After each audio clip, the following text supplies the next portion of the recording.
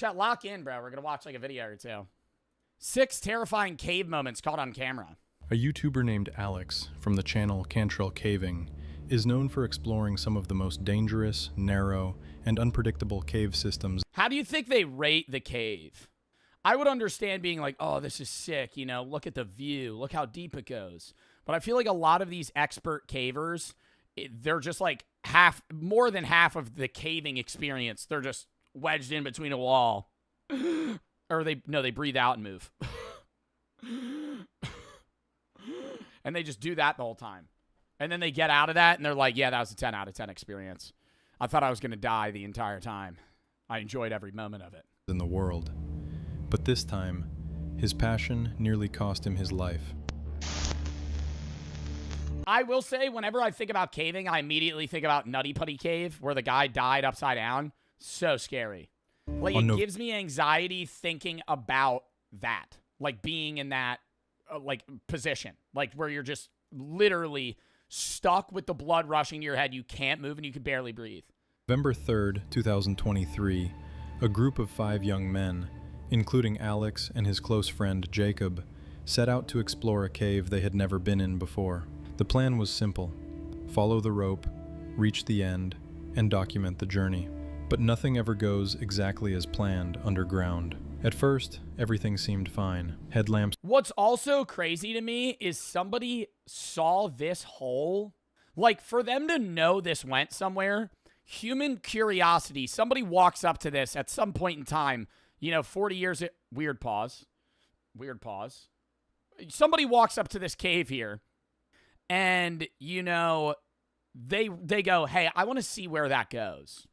Like, I would maybe crouch down, look in, and be like, nah, that's too narrow. No, that motherfucker crawled through to where he couldn't move anymore and just kept going. Headlamps on, boots laced, spirits high. They moved deeper inside, unaware that the conditions had already changed, and fast. Do it!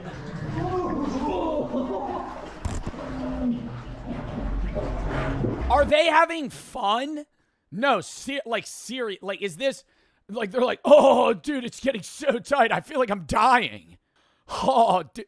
Oh, the water level's rising. Dude, we're displacing it. I think I'm inhaling fucking bacteria. Oh, why does the air smell weird? Not long into their descent, they found themselves battling rising water. The cave's narrow passages were partially flooded, making every step harder and far more dangerous. The air was heavy with moisture, and the rocks were slick.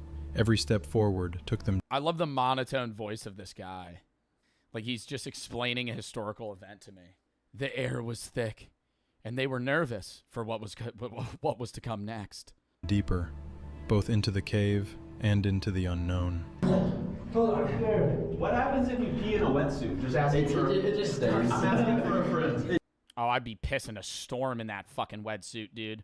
I would be like, I would look like a Superman when I was in a wetsuit for too long, because it would be full of piss and it would make me bigger. So like, it would get to the point where like I mean, unless it leaks out of your leg, but I feel like it's like airtight. It would be, I'd be blown up like a balloon. It just stays in it. If you had a superpower, you would be Water Boy. All right, not like Water Boy.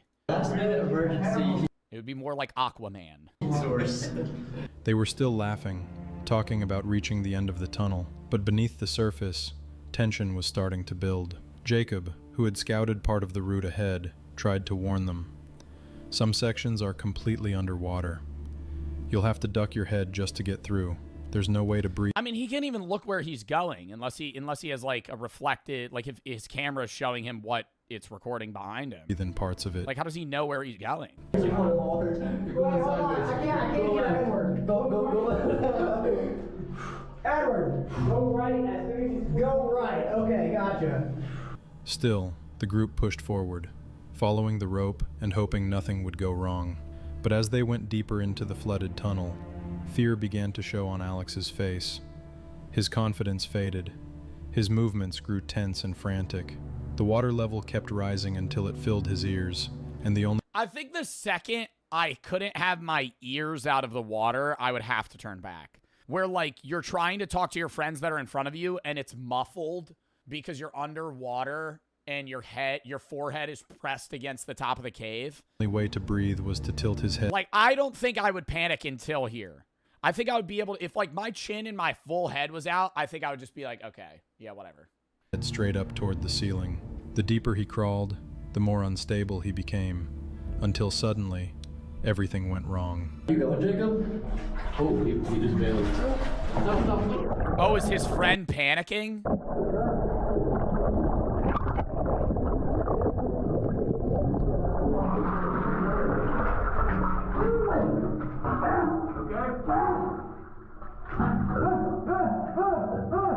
You're good. Oh my God! I'm coming out. All right, we'll back it. I feel like if you go caving and do this, caving isn't for you. Is that like fucked to say? Like, even if you have the interest in caving, if like you panic like that and then, you know, put your life and like your friends' lives like in danger in the sense of like, oh no, I'm just gonna push past them. I need to get the fuck out of here. Like, obviously he didn't want to do that. It was probably like an instinct, but like, my God, dude. I would be so mad at him. One of Alex's friends He could have gotten knocked out. panicked. Struggling to breathe, he grabbed onto Alex in desperation, nearly dragging them both underwater. Cold, water, darkness, claustrophobia. In a cave, panic is your worst enemy. Oh yeah, no, I would definitely panic because you would be mini breathing. You'd be like, because you can't like take, especially the position they're in, like they couldn't breathe normally. Despite the chaos, they somehow managed to keep their heads above water. Inch by inch, they pulled themselves back toward the light. By the time they reached an open space, both Alex and his friend were scraped, bruised, and completely exhausted. It could have ended very differently. They were lucky to survive. This man was exploring a Damn, would y'all rather be in like an underwater trapped cave, like a semi-underwater one like that, or just like a tight space? I feel like I'd rather be in the water.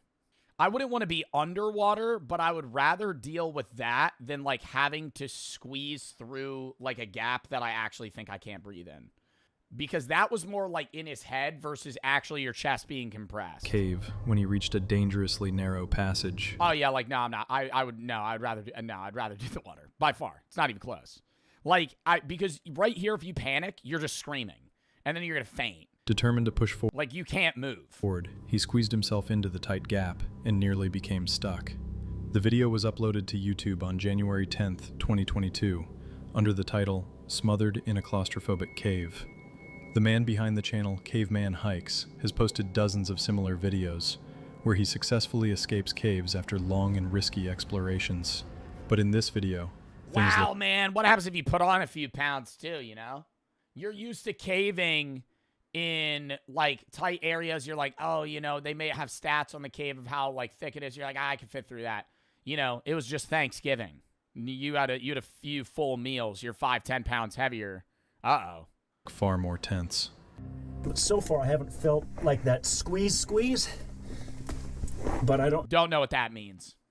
I'm assuming by squeeze, he means like a fearful tightening around my body. Not like you're being hugged, but like you're being pressed, like compressed. don't know if I'm gonna be able to take the light with me. Is the problem? Is he going down or up right now? If I go Superman style, I can certainly get through. But then, my clothes are gonna bunch up. He's going down. So he thinks he's going to be able to get back up through this if he can't even go down? Like gravity's not aiding him. Or gravity is aiding him and he can't get down there. There's no shot in hell he's going to be able to get back up.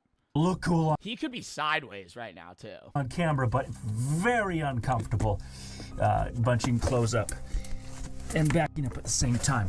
So one of the nice things about these is you can use your feet for leverage, and you can't see that, but I take my feet and I pinch it up against the ceiling, and then I use that to leverage myself backwards.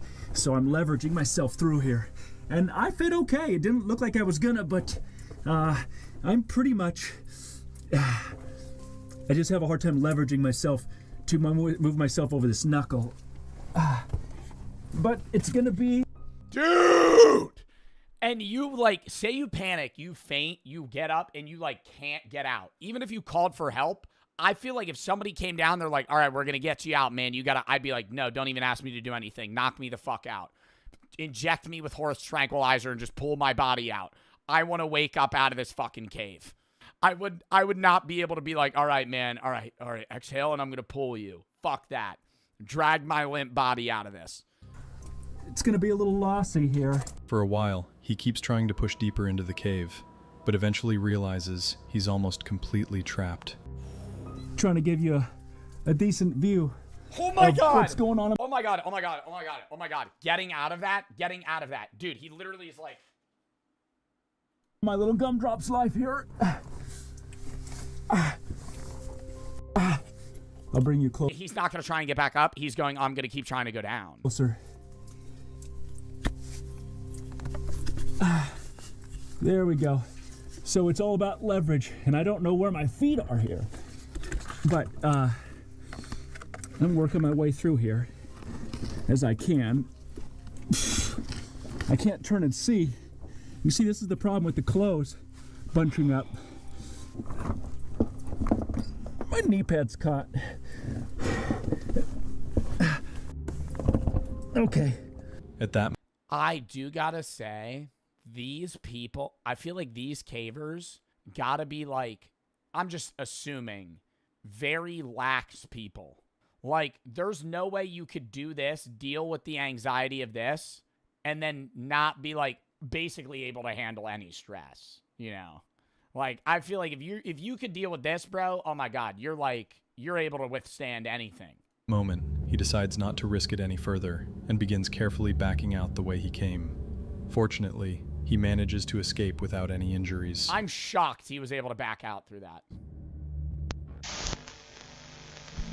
This story comes from the YouTube channel Action Adventure Twins, run by two brothers, James and Edward. I am so surprised that there are this many caving channels.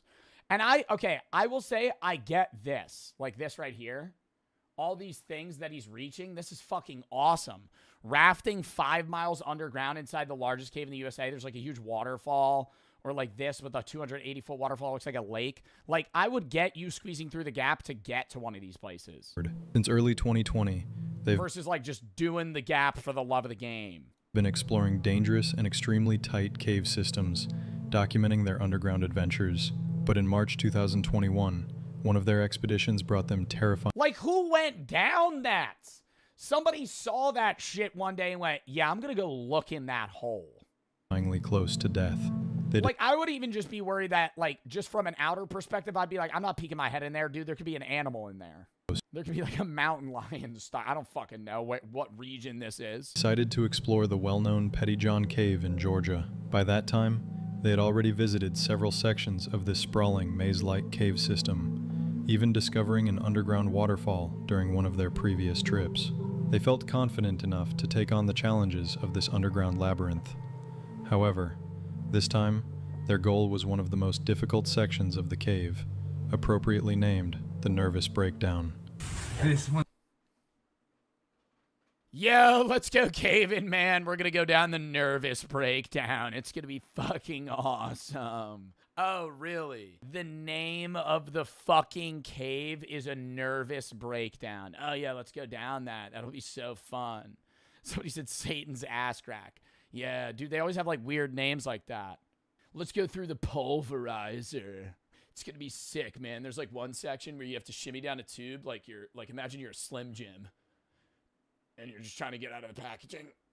It's gonna be like that. It's tight.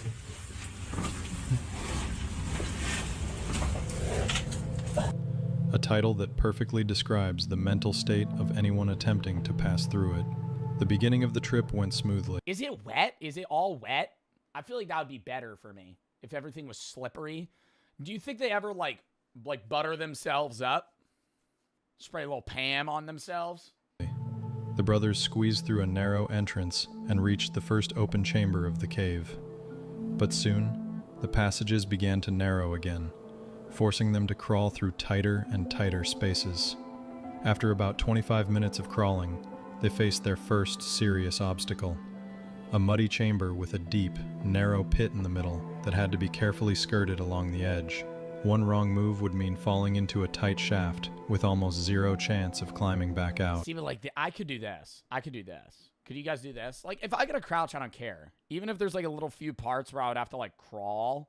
But the second I gotta like lay down and scooch myself through the opening, nah, it's over. With almost zero chance of climbing back out. The slippery walls and lack of solid footing would make it nearly impossible to pull someone out. After safely passing this dangerous area, they finally reached the entrance to the infamous nervous breakdown. To their frustration, they're not even there yet, freaking out about getting there. Part of the surrounding area had collapsed, making it much harder to find a safe route forward. Rocks were scattered everywhere, narrow drops surrounded them, and pitch-black darkness filled the space. After a long search, Edward eventually located an entrance and decided to go down, leaving his brother above as a backup in case something went wrong. He had no idea that this decision would become one of the biggest mistakes of his life. After descending a bit deeper, Edward tried to contact his brother, but there was no response. I found a rope. Oh my god, and they just stopped communicating? I feel like I would think he's dead. Huh. I don't hear James anymore. Uh-oh. He suddenly found himself in a nightmare scenario, lost in an unknown part of the cave with no way to communicate. At first, he tried to stay calm They don't even have like radios or things they could call for help with? and continued moving, still hoping he would meet James somewhere ahead. But after 30 minutes of searching and calling out with no answer, the reality of the situation began to sink in. He I'm knew just that leaving, bro. I'm leaving. Are you going to keep going deeper in to try and find... Like, wait, I'm confused right now. Is his brother or friend in front of him deeper in the cave or further back?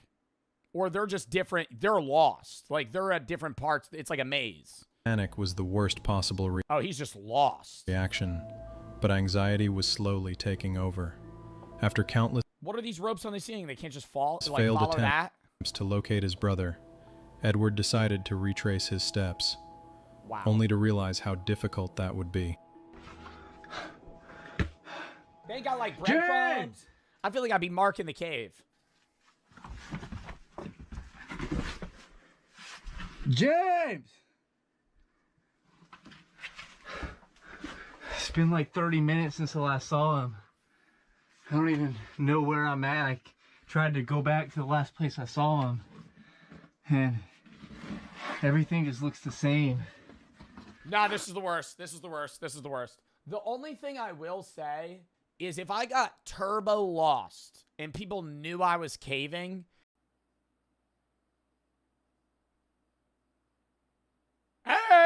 Hello, everybody bloody you. Brooks did my makeup in like 10 minutes. I am supposed to be a dead possum. That is my Halloween outfit for this stream. What are we rating the fit? I'm probably going to sweat my fucking ass off in this shit. They also give me these little, like, claws. Rawr. It's so hot. Okay. We're about to hop into the short horror films, but I do want to watch this Papa Meat video first. Most haunted places in the world. Welcome back to the Papa Meat channel. How you doing? How you doing? Tune in, sit on down, because today we're going to be talking about the most haunted places in the entire world. How do they determine what's haunted and not? Like, what level of haunted something is? Is that just off of personal accounts? Like 100 people said they got, you know, mauled by a ghost in here. So that means it's more haunted than somewhere else. The number of ghosts. Yeah, no shit. But it's like, that has to be off of personal accounts. From the Phasmophobia EMF reader. Oh, really? They just go into each place. Beep, beep, beep, beep, beep, beep. Oh, yeah, no, that's really fucking haunted. All right. That's number one for sure. We've done America. There might be more things to talk about in America because they are a part of the world. I would get that. Without explanation, I would understand you saying the Paris catacombs are the most haunted area in the world because there's actually 3 million dead bodies down there. That makes sense to me. You walk in the Paris catacombs, the walls are human bones. So I understand you going, yeah, this place is probably pretty fucking haunted. But then some random shore house in Delaware it's like, yeah, this place, somebody died here, you know, in the 1800s. This place is really fucking haunted. Like, I need to hear some shit where it's like, this place is so haunted, anytime anybody enters this area, they die. But today we're going worldwide, baby. Because October is the scariest time of the year. And what better way to get into Halloween spirit than exploring some of the strangest and most terrifying places? Also self-explanatory, understandable. I'm asking a bit a kind of stupid question now. I think I answered that shit myself by just pressing play on the video. Yes, there's no, like, I guess, analytical difference between the two places that are less or more haunted than one or the other. But I would much rather stay in this, whatever this fucking room is for a night, than, like, a house. The strangest and most terrifying places known to man. In the past, we've explored the scariest places across the United States, but now it's time to branch out and discover what the rest of the world has to offer, which no one is as old as the United States, so I doubt it's any. From the cold and mysterious castles found in Europe to the haunted temples in Asia to the cursed tombs of Africa, there truly isn't anywhere on the planet that the dead Understanding a tomb being cursed. Oh, awakening, basically digging up a dead body, probably not a great play. I would understand somebody saying that's haunted.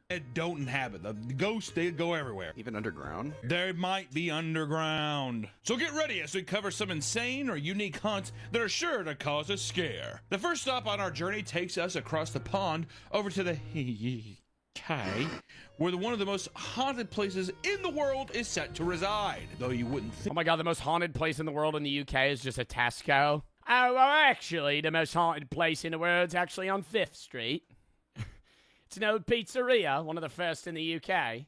Think at first glance, the Tower of London has terrorized people for centuries.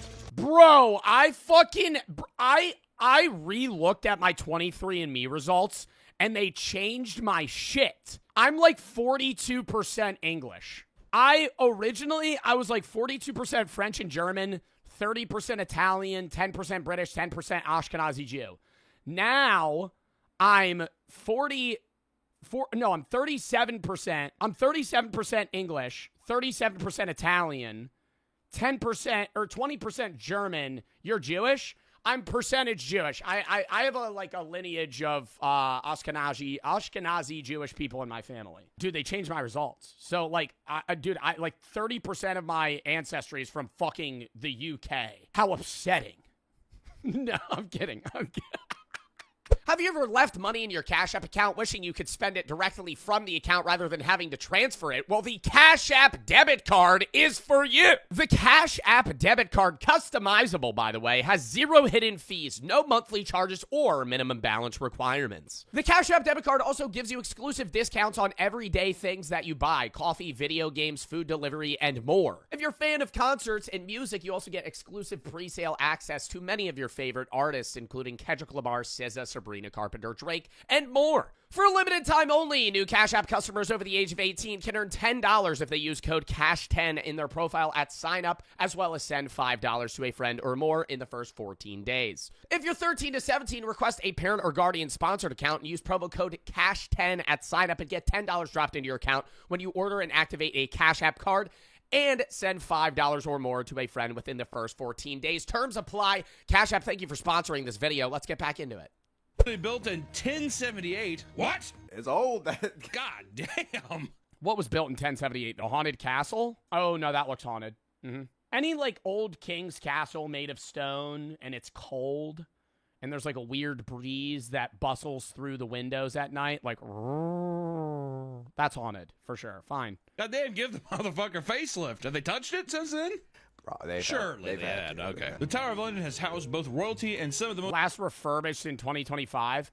I was bored one day, and I was looking at castles you could stay in the UK and Europe in general, and what really upset me was all of the castles on the inside were, like, modern-day homes.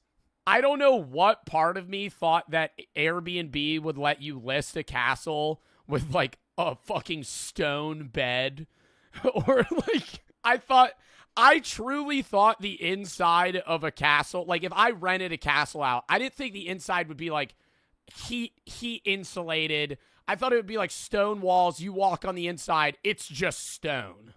It's a castle. You're staying in a castle. Because that's what I would want, personally. If I rented out a castle to stay in a castle, I don't want the inside of the castle to feel like I'm in a fucking New York City high-rise apartment. I want to feel like I'm in the 12th century. And and there's no AC, and there's kind of like rats or bugs that kind of crawl in at night. I want the authentic experience. The Tower of London has housed both royalty and some of the most notorious criminals in the UK's history. The 18-acre half prison, half palace is situated on the River Thames in central London and was a functioning prison up until 1952, when it closed its doors and reopened as a tourist attraction. I don't really know if I like the idea of I'm royalty and I live here. Also, there's prisoners in the same building as me. Yeah, that seems unsafe. Maybe they enjoyed having prisoners. Yeah. Royalty's white noise for sleeping wasn't just like monkeys and jungle music. It was like, and like literal prisoners screaming. They're getting tortured by the rats. Dude, they had that in the underside of castles. They would just like chain you to a wall with a bunch of rats. And eventually you would just starve to death slowly, and then they would eat you alive. So you're falling asleep. You know, you're king blank and blank from the 10th century. Me. Ah! Ah! Please! I didn't mean it! And that's just like in the background.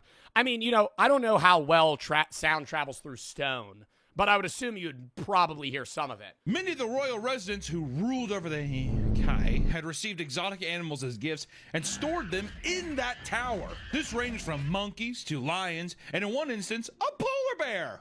And in 1250... Damn, dude, getting gifted a polar bear. In the UK, where was the nearest polar bear to the UK in the year 1200? Like the Nordic regions? That's badass. I'm wondering how they transported that. How do you capture a polar bear in the year 1200? Before you had, like, knockout darts, how the fuck did you trap an alive polar bear? A wooden box. What, like some Looney Tunes cartoon, you lure it and just go, huh, and then the box falls on top of it? I'm saying, no, I'm not worried about how you transport it. No shit, yeah, you put it on the back of a horse carriage and fucking pull it. How do you get the bear in there without killing it? Let me bang that. Box traps, they were lured into a large box trap, like with bait. So it literally was like what you would do with like modern day like gophers or raccoons. Received a white bear from the King of Norway and housed it in the Tower of London Menagerie, where it lived out its days swimming in the river and eating fish. I still don't think that's probably a good time for it. a big white bear, he play in the gray water, eat all trash fish in the gray water. Now he turns into a black bear. He used to be white. It was gray. However, several witnesses claim to have seen a ghostly white bear wandering the complex. Okay, bro, the soul. I thought you were going to say this shit was haunted because of the fucking, like, scary things that happened in it. They have a tower in London where people claim to see the dead polar bear from the year 1200. Whoa, haunted bear. I really didn't even think about animals haunting. I didn't know they could haunt. I thought animals didn't have souls. Maybe this bear was reincarnated, or the person was reincarnated as a bear, and then, died, and now it's ghost haunts. Would you rather be haunted by a bear or a man? I feel like a bear. I'd rather be haunted by a bear for sure. Because it's still going to have the mind of a bear. So, what's it going to do? You're going to get jump scared every once in a while. After some point, it's probably going to start liking you, you know? I'd be like, bro, chill out. In 1816, a night guard heard strange sounds coming from the jewel room and decided to investigate. He definitely wasn't stealing. Did you guys hear that? When he opened the door, he saw a large white bear standing in the darkness. What the fuck was the bear doing there? Shocked by this, he thrust his bayonet at the beast, only for it to pass through and stab the wall behind it. Oh. The guard was later found in a state of shock and taken to the guard's barracks, where he was inspected. The head guard found no signs of intoxication, all while the guard was silently mumbling about what he had seen. See, bro, do you think the guard knew about the bear previously? Because I will say that is very weird. If the guard had known about the story, I would assume he was seeing things. But if the guard had no clue and just happened to see a white polar bear in a UK castle... What do you think it really was? He obviously went in there to steal jewels. Yeah. What if it was like just a large fat man? Oh, yeah. Well, Yeah, and then you mistake it for a bear. The guy comes up later, he's like looking at him in the hospital room. What's wrong with him? yeah. Not long after the incident, the guard went completely insane and died from shock. I bet you that was probably... What? What? Right after he fucking went insane and died? I thought it was going to be like, oh, he just moved on, retired from it because it freaked him out. He fucking lost his mind and died. I feel like he already had to be insane. You got to think, bro, what is the psychiatrist, the psychological examiner in the year 1800? So what do you see, my boy? There was a polar bear. I tried to thrust my sword into it, but it disappeared. And, what would you say your mental condition is? I'm perfectly sane. Everybody's always been saying I've been crazy since I was a young lad. But I've always seen these polar bears, and every time I try to stab them, they disappear. I think he's okay. I think he might be okay. I think this place might actually be haunted. Nothing might be wrong with him. Around the same time, Edmund Linthal Swift, who would find the frightened guardsman, also had a scare of his own. One night, Edmund brought his family to Anne Boleyn's room in the Martin Tower, where she had been held before her execution. And after closing all the blinds and locking the doors, the family saw a pill-shaped apparition form in the middle of the room. A pale white phantom traveled to each person, sitting at the table in the middle of the room before stopping above Edmund's wife. Before she could move, the pill shot down onto her shoulder, forcing her to crouch in pain and yell, "Ow!" Shot down onto her shoulder, just rips her fucking right arm off. Oh my god! Oh my god! Just say what? Like a guy from that era in time trying to react to that. Christ, it has seized me! As soon as she yelled, Edmund grabbed a chair and threw it at his wife. Threw it at his wife, knocks her out cold.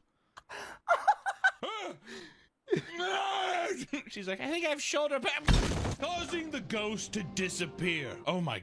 I don't know. This kind of seems like a spousal abuse story that's kind of clouded in a... I swear I didn't just throw a chair at her.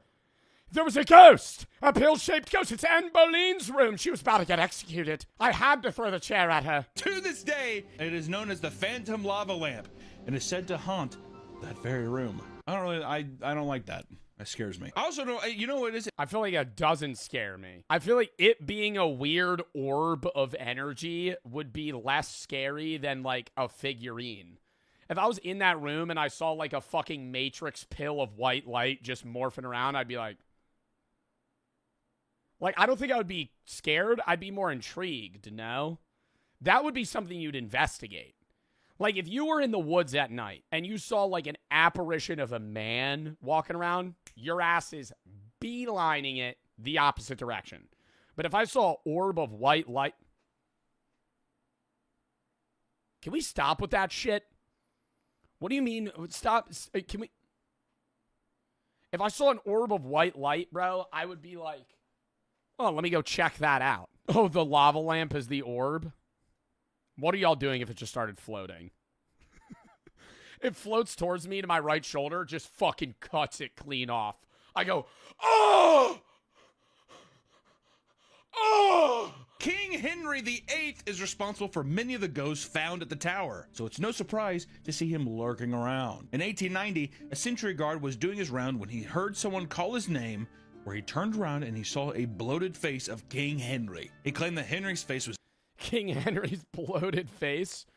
Oh, well, you know, actually, the system many people use in the United States for measurement is off of my own foot. It may have been overestimated slightly to make my feet seem quite bigger because, you know, a lot of people relate feet to another part of the human body, but nevertheless, it is based off of myself. Deep red and drooling at the mouth. After calling his name, the spirit chased the guard down the hallway before it soon disappeared. Anne Boleyn was the second wife of King Henry and was charged with incest and adultery after Anne Boleyn, I've heard her name before, but I didn't know who she was. She was executed as King Henry's wife. It wasn't that like a get around for him because he wanted to keep remarrying or something? Isn't that why he also started another church of his own? That's King Henry, right? King Henry, like, kept wanting to get annulments, and eventually the priests were like, hey, man, you can't keep just divorcing your wives. You can't, that's a no-go. And he's like, oh, really? Well, I'll just start my own thing, innit?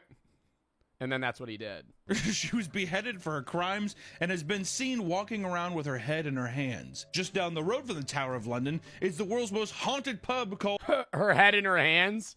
She was walking with her head in her hands, or her hands holding her head? haunted pub called the Grenadier. It was built in the 1720s as a barracks for soldiers, and it wasn't until a century later that the building was converted into a bar. Shortly after it was converted, a soldier named Cedric was beaten to death in the basement after getting caught cheating during a card game. They beat him to death for cheating in a fucking card game. Fair. It's just so funny back in the day, like, he cheated at this game. All right, let's kill him. Do you think he was just doing really good And they just claimed that he was cheating? Oh my god. No, they were all playing like poker together and he just kept getting pocket aces. He must be cheating. I swear it's just a crazy stroke of luck, guys. You gotta believe me. Why don't we take him downstairs? Show him the real one, too, innit? We'll show him what a real ace of spades is. And then they just beat him to death. I have a sneaking suspicion he's like, I hate to say it, but it's a full house again. All right, boys. You know what I mean? Like, since then, it is said that his spirit haunts the pub and torments guests. On more than one occasion, people have witnessed a cigarette being smoked by itself. And one person even claimed That's freaky. Like, literally just a cigarette standing in the... It's just, like, floating in the corner. to have been burned by an invisible cigarette, which is kind of fun. I like this because he's a ghost and he's smoking real cigarettes. And then he is also like, you know what? You know what? Fuck you. Put that in your neck. Yeah, also I like how that is definitely just some guy, other soldiers fucking with each other. Like, you know what I mean? Like, just flicking. Yeah. Oh, just burning each other and then saying it was a ghost. People are probably so gullible, too. They're like, I got burned by a ghost. Instead of, like, looking around and being like, did you burn me? I bet you that. Oh, my God. Yeah, it's a pub. Everybody's drunk. You already know the story about the guy that got beat to death, and then you're just smoking a cigarette. You go around your friend's neck and just go, tss. Oh! Was that you? No, it wasn't. Oh, my God. I swear I just got burned by a cigarette. Was it floating? Yeah, so it's just like a bit. And then everybody falls for it. Other patrons have claimed to have seen a spectral soldier in mirrors and photos taken in the bar. Cedric is also known to create cold spots, rearrange furniture, and cause people to feel depressed. Bro, I hate the idea of a cold spot. You're under the AC vent. You're under the AC vent. That's what it is. Ah. Oh my God, it's getting a bit chilly in here. Oh. We don't have AC in the UK nor vents? Huh? There's no AC. What? We don't have AC. Let me bing that. Fewer than 5% of homes have AC in the UK. What? Most UK homes are designed to retain heat and people rely on fans or AC units to cool down. Bro, it doesn't get hot as shit. You guys don't have... Do you have heating units? Like, is there heaters? The climate's different. Bro. But I never thought the UK doesn't have AC. Most homes have a... After she sent them the original picture.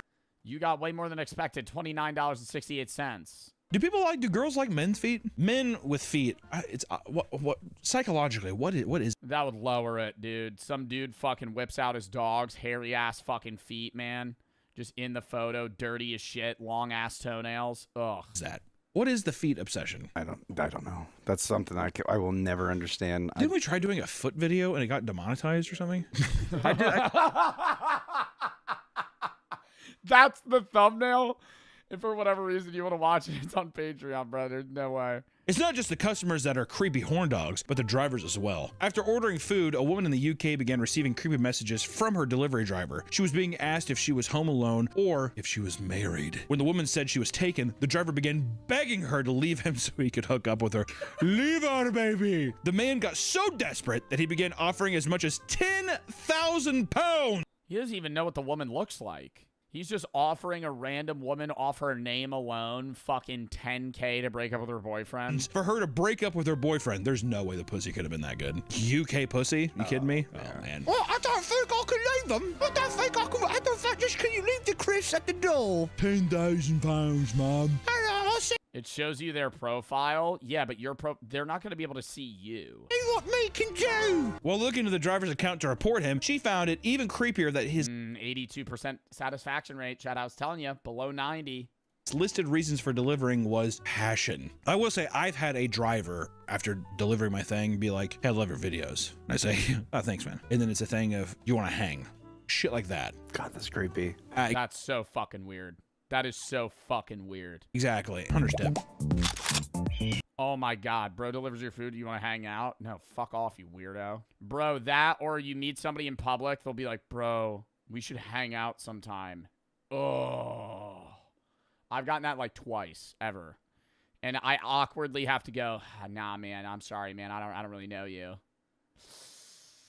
I don't really know you, bro. Oh, we should smoke together sometime. No, I think I'll pass, man. I have no idea who the fuck you are. Don't ever there's no reason to contact me or anyone ever. Or like that girl. Let's just get me out of this, that girl. If it's a girl now just being like, you know how hard it is for someone just to be like, no. I have no idea how you're going to react to that. You know what I mean? No idea. You've been around me when there's been people. So it's always a risk because we've had a lot of, we won't go into details, but we've had a lot of people that are. That, bro, or more often, it's weirder when they're like, yo, you want to hang out? But sometimes it's like, yeah, I respect the hustle, but like, I'll meet somebody. They'll be like, yo, I actually do social media. Could you like follow me? We collab.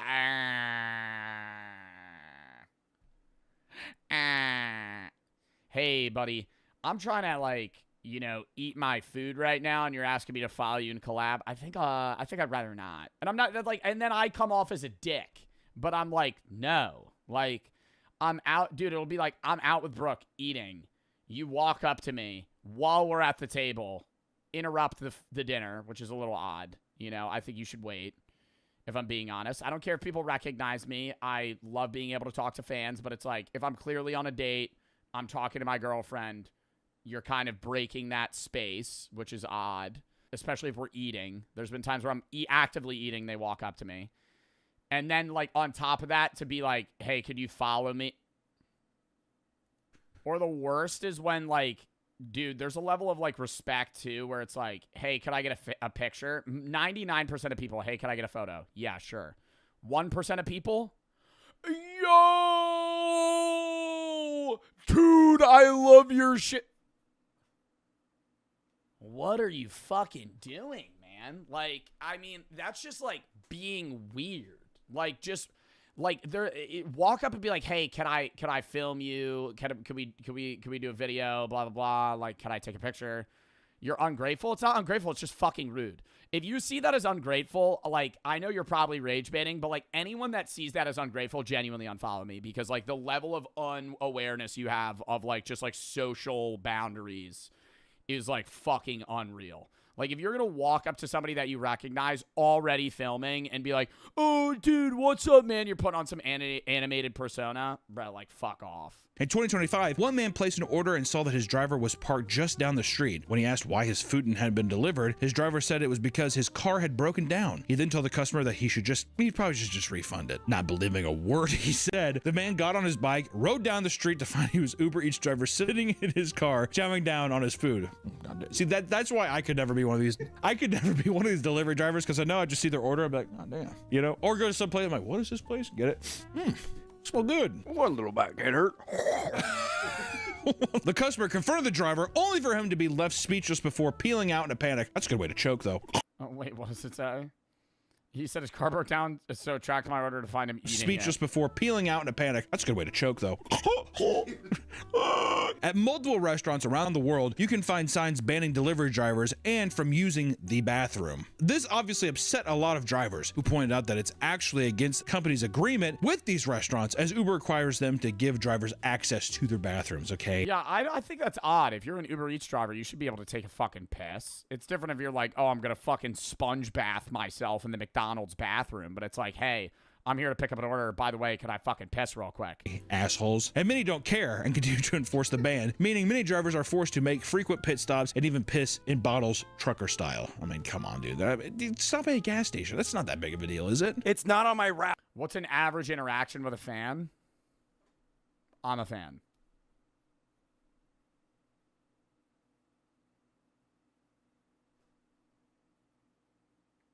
And now I'm me.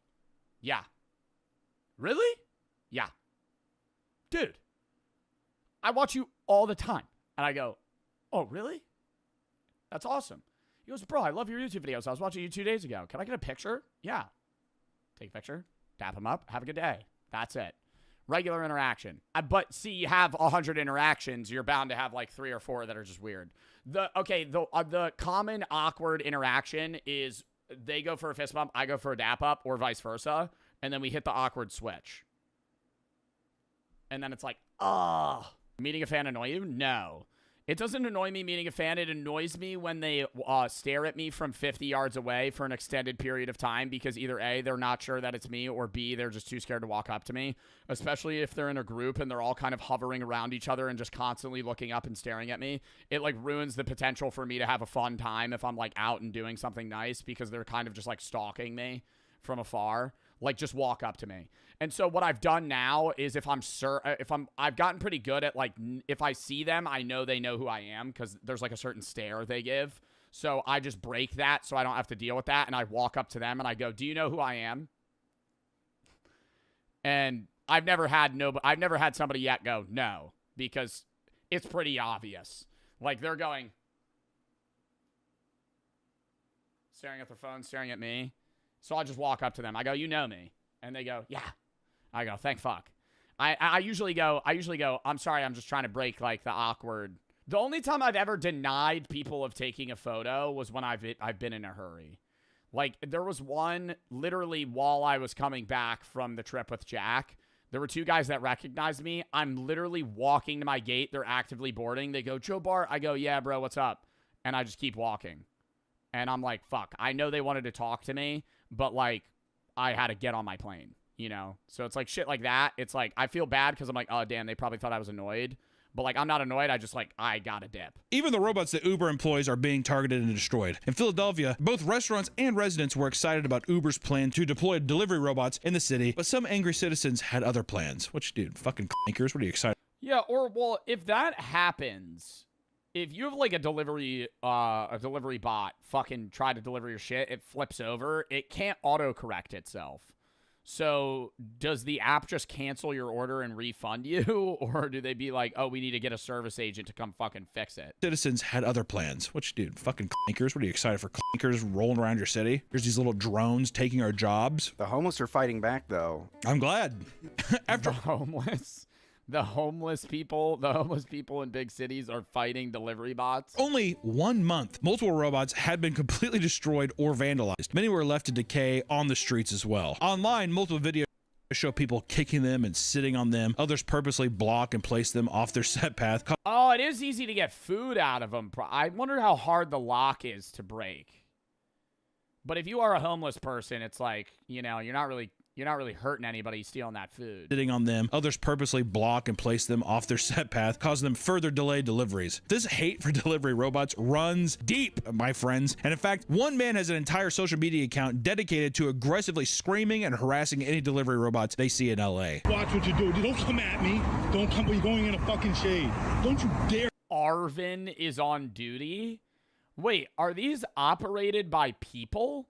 Or are they just giving this robot a fucking name? Come at me like that. No, excuse you. Excuse you. Are you under the Terminator 2 mentality? Wait, what? Most delivery robots are highly autonomous, not remote controlled. There are human ones on, or there's humans on standby in case something goes wrong. That's the same thing with Waymos. Like, Waymos are AI self-driven, but there's, like, people in case something goes wrong. I hate how they just give them names, dude. Why are we giving a name to a fucking robot? It's the delivery robot, bro. Arvin. Arvin's on duty. Exactly. Just in case there's a conscious in there. Hey, buddy. Hey, delivery robot, Joe, hope you're having a good day. You will fall. After all this, Uber still plans to keep the robots in the city, claiming they were designed to be tampered with and send alerts when they break down. There you go. They should have them explode if people mess with them. Yeah, exactly. No, they let out just straight fart spray. You get near it and start fucking with it, it just starts spraying you. You just reek of shit the next fucking 3 days. Oh, you clinger. 5, 4, What? 3, 2. I mean, Akira. Mark Rober type shit, yeah, just fucking sprays you with mace. Straight bear spray to the eyes. Move out of the fucking way. I have somebody's Arby's steak nuggets to deliver. If you don't move in 3, 2, 1. Like Sarah Connor. Ah! It's probably well known by now, but DoorDash as a company is extremely, extremely evil and has been caught treating its workers horribly on multiple occasions. What's fucked up is it's still an app on my phone. Is that food addiction? You tell me. Recently, the company had to pay out nearly $17 million to its drivers because from 2017 to 2019, it was caught using customer tips to subsidize drivers' base pay rather than adding tips to the overall payout. That is so fucking scummy. I'll do you one better, Nick. Well, isn't it also proven that, like, there is a, like, somebody, I don't know if it was DoorDash or Uber Eats, but there was, like, a whistleblower that said that these apps, number one, or adding priority, like, if you pay $3 for a priority order, it does actually nothing. It's like a myth. It's just farming money out of you. And then on top of that, like, they have a system, like an AI, like, computation thing to give a desperate rating to its workers. And the higher your desperate rating, the lower the order, like, monetary amount they'll give you. If you're somebody that works for, like, Uber Eats and you are really scrounging for cash, you're going to have a high desperate rating, and therefore they're just going to give you the shittiest orders because you're just bound to take them. And so if you're, like, more of a casual Uber driver, they're going to incentivize you by giving you better orders that make you more money, like, per order. Like, a desperate Uber driver might make more money, but they're doing more orders that are shittier. I don't know if that's, like, definitively proven, but I remember that was, like, a big thing, like, a little bit ago. Okay, order some Taco Bell? Yeah. All right, well, they got me. It's gone. Definitely not downloading it as soon as I'm done. Definitely not reinstalling that app in 15 minutes. Well, here's the weird thing is, are they owned by different companies? Like, is Uber Eats and DoorDash competitors? Because when you use both of them, they're identical in UI. Like, if you use, I've used both. They're identical. Isn't that not weird? Like, if you use them, like, it looks slightly different, but, like, the same scroll page, they just look the exact same. Like, if you're on the app, you have no idea which one you're using. They're definitely not identical. They're very similar. In 2025, air traffic control workers up in the tower at Chicago O'Hare Airport noticed a small red car driving across runways and into restricted areas. Wait, what? Delivery driver finds way onto secured areas at O'Hare Airport, drives miles before being spotted. And into restricted areas. What the hell is that? Little Dr. Seuss car driving across. When they alerted Were they doing it? Were they just, like, insane driving on the runway, or were they trying to, like, get a shortcut to deliver food faster? airport security, they stopped the car and discovered a 36-year-old man trying to fulfill a DoorDash delivery. I'm undetermined. Oh, sorry, I'm lost. I don't know how I got here. I was just following the Uber Eats GPS. Back. Did I take a wrong turn? Oh, God! I fly right above him. Whoa! How could you get in this area? I think just an old guy got He's lost. 36! Yeah, he's not an old guy. I mean, you'd have to pass barriers, dude. I feel like he'd have to drive through a fucking fence. Like, you can't just mistakenly drive onto a runway. Like, he was right next to an airplane. An old guy who got lost. Yeah, if he was an 84-year-old man, I'd be like, well, yeah, he's what are you supposed to do? 36 and being like, well, I don't see why. How did you get there?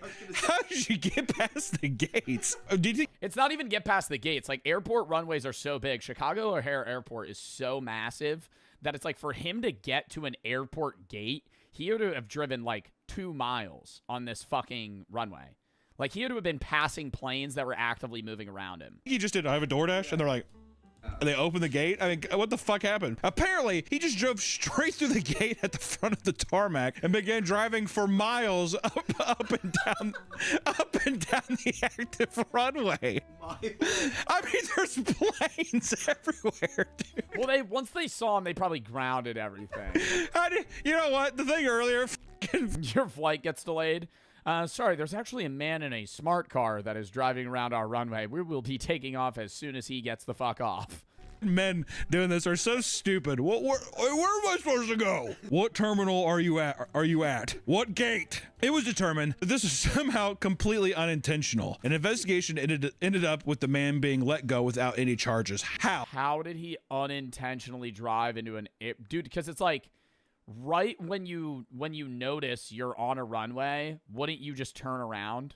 Like, okay, sure, he drives through the gate thinking that he's going into a gated neighborhood. But then the second he's on, like, a tarmac and he's seeing fucking planes land, I feel like he'd be like, oh, no. Like, why would he continue driving up and down? Regardless of how insane some drivers act, it's hard not to feel bad for them, considering that working for DoorDash is extremely draining. Unfortunately, however, some drivers take out their frustration on the customers. After trying to surprise their partner with some Asian food, one woman was shocked to see that her driver had sent her a picture of him next to a dumpster and peeing on their meal completely unprompted. Completely unprompted! How do it... See, this is what I'm saying, though. How do we know it's completely unprompted? We're only getting one half of the story. I think so. Don't get me wrong. I think that these things do happen. Some just people freak out. But I think when people make these stories, you're leaving out a little bit of information, aren't you? What did you do? Hey, man, how you doing today? I think it's some stuff that's just being like, hey, just let you know I'm in line, whatever. I'm in line, because you get a message like that from DoorDash sometimes. I'm in line, picking up your order, exclamation point. I bet some person would be like, make it quick. Just a little, just some. Yeah, piss him off. Where are you? Where are you? Why are you driving so slow? Okay, buddy, fuck you. I just wouldn't deliver it though. I wouldn't pee on the order. No, you know what you would actually need to do? You don't pee on the order, you still deliver it. You just shake the bag up. You go, "Oh, there's liquid." Fucking put it down. Still good food, but it's like, oh, now it's all over the place. I'm sure piss all over it. Appalled fries all over the bag. By this, the woman asked what was going on. You bitch, I piss on you. And all he said was, and I quote, "You bitch, I piss on you," before ending the conversation. I don't know. Where is I have? DoorDasher's name is Negman. Where is I have? Front porch. All he said was, and I quote, "You bitch, I piss on you," before ending the conversation. The woman called the police and allegedly got his car impounded. However, when she posted the DMs to r/DoorDash expecting sympathy, many of the customers found the situation funny, which enraged her even more. It is funny. If I also... Oh, it is funny. No, it actually is funny. I would also like try and get him fired, but in the moment I'd be like, that's kind of hilarious. I'd be annoyed. I'd be annoyed for like 5 minutes because I'd be like, fucking hell, man. Now I need to order more food. And then you get him fired, and then you fucking, fucking get order again. Over it. It's one meal. You guys think this is funny? Yeah, see that she definitely fucking did something. I think she did. Yeah, why are you posting it on Reddit assuming that people are going to be sympathetic towards you? That's our first problem. Some guy peed on my DoorDash order. Oh, I'm so sorry. That's so upsetting. Oh, I would be so upset if I were you. Oh my God.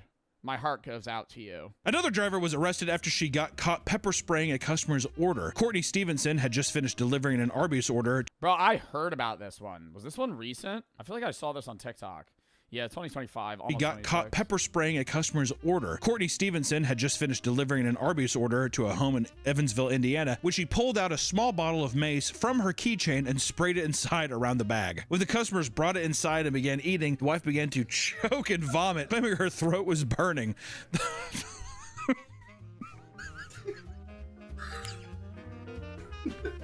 It's horrible, but it's also just... It would, I mean, like, the fumes Yeah, I don't know. I feel like unless you ordered something that was like really spicy, wouldn't you be like, wait, this is like foul? Alone would be someone saying that once again it's a Midwest couple being like, oh goddamn, chicken of China, the Chinese chicken, this shit is popping. Opens it up.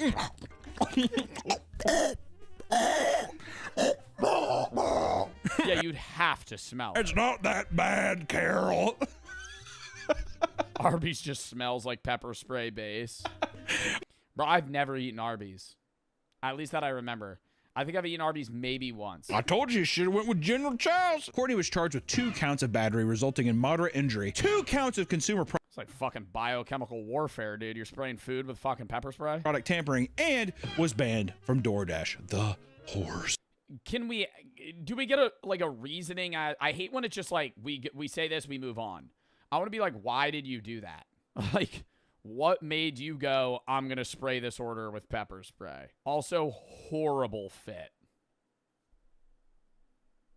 Horrible fit. We got blue jeans, a long black leather jacket, and just a tucked in white shirt. Ugh. A driver named Olivia was caught up in a massive scandal after receiving a delivery. The instructions stated to leave it on the front steps of the home, which I will say, the delivery note option. This was the one that like blew up, where it was like there was like a naked man on a couch and she took a picture of him and she was saying that he was like waiting for her with the door open, but he said that she opened the door. I don't even know what actually the full result was of this case. I feel like she got like fined or something. The delivery note option might as well not even be there because I've never seen them actually do it. It's almost always disregarded. I digress. When Olivia arrived, she noticed the door just slightly creaked open. After a brief inspection, she could see a naked homeowner asleep on the couch. Instead of filming him's wild. Walking away and reporting the customer on the app, she decided it would be a good idea to walk further into his home and record him. Everyone's probably seen this Her walking further into his home is a claim made later by the man in court. There's no publicly available evidence. story by now, but it still appalls me. I can't believe it. She then went home and uploaded the footage to TikTok, claiming she had been sexually assaulted. Wait, hold up. This is a lot. Contrary to popular belief, the video you just watched is the only publicly available evidence. No original upload or ring cam video exists on the internet in which she opens the door that was slightly ajar, or we were not able to find it. The screenshots from the deleted video is just a chop of the original footage. In the only video that is on the internet, she does not touch the door, she does not enter the house, and she's very clearly follows the instructions from the note on the app, which, if followed, would force anyone to see the man on the couch. Yeah, I think that's where we're in this weird gray area where it's like, okay, well, why is this dude butt naked on the couch, and why is his door unlocked, and was it open? The only other existing footage is the additional footage mentioned in the police report is not public and therefore does not specify what the footage is. Oh my god, so it's not on social media, but the police have it? There's no publicly available video of her opening If you the see door. a naked person sleeping... Hold up. Although there are some really bad AI okay. If you see a naked person sleeping, is that assault? He's in his own home. I think where you get into the debate is why... Yeah, you're allowed to be naked in your own home. That's not illegal. I'm saying if he ordered food and was naked in front of the door and left the door wide open, that's a problem. The debate comes from the idea of whether or not the door was open to begin with. Like, that's the gray area. I don't know. You tell me. I don't know how cracked it was, blah, blah, blah. I digress. To me, it sounds like a drunk man ordered food and passed out on his couch, whatever. If it was fully open and it was a screen door and the person is naked there. Yeah, and it's also different if he was, like, awake and, like, doing something versus him just being, like, passed out, drunk, asleep, naked. The door was probably cracked. She should have just left it and then opened it, saw him naked, and then filmed it. I don't really know, though. Like, I don't want to assume. Actually, that would be like, what the fuck are you doing? The internet did not side with her and called her insane for walking into someone's home, even if the door was slightly open. Things would only escalate when she continued to post online, screaming at the top of her lungs and doubling down that she was sexually assaulted and how DoorDash was in the wrong for banning her. When local police got hold of her footage, they determined that the man was clearly drunk and asleep on his couch. This clearly indicated that there was no assault or wrongdoing since he was in his... Yeah, like, that's what I was saying. Like, if he was, like, left the door cracked and he was, like, fucking, like, jorking it or some shit on the couch, like that'd be like way fucking worse. But like, I think the way that the lawyers are mocking it up against her was drunk man ordered DoorDash, fell asleep naked on the couch. Door was probably cracked. She should have just dropped the bag off, left, saw the door was cracked, opened the door, saw him naked, opened it more, filmed him. I don't know though. Like that's, I have no idea how this turned out. But however, in January of 2026, she was charged with 2 felonies, 1 charge of unlawful surveillance, and another Oh, she got fucking charged?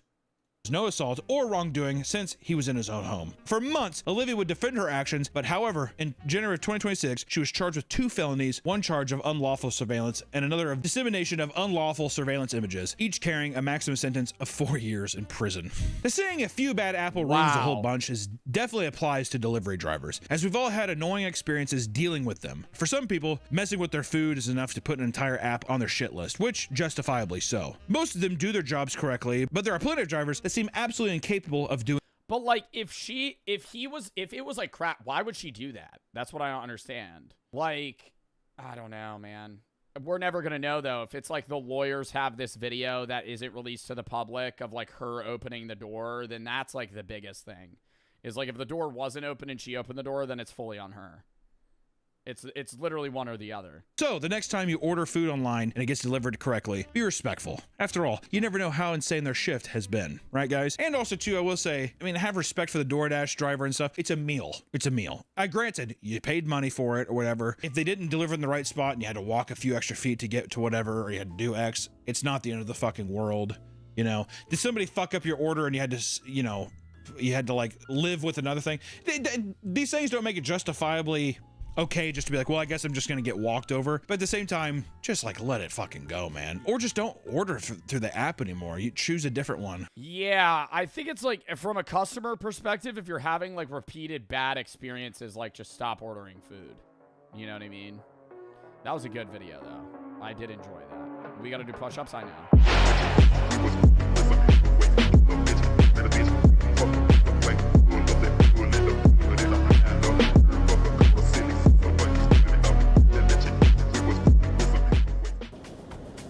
I've never seen that animal a day in my life. Never seen that animal a day in my life. That is a pig with a horn.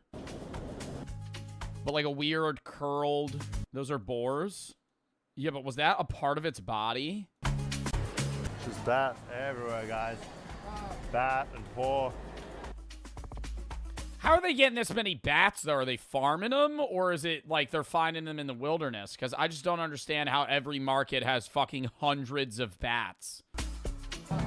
It's how much? 3 for 100,000. Correct, yeah. That's how they normally sell it. So it's $2 a rat? Like in like 3 pieces for a like higher price. Yeah, they won't sell it once because like you wouldn't if like, it's not Is that a good price? enough for one portion. I'd eat that.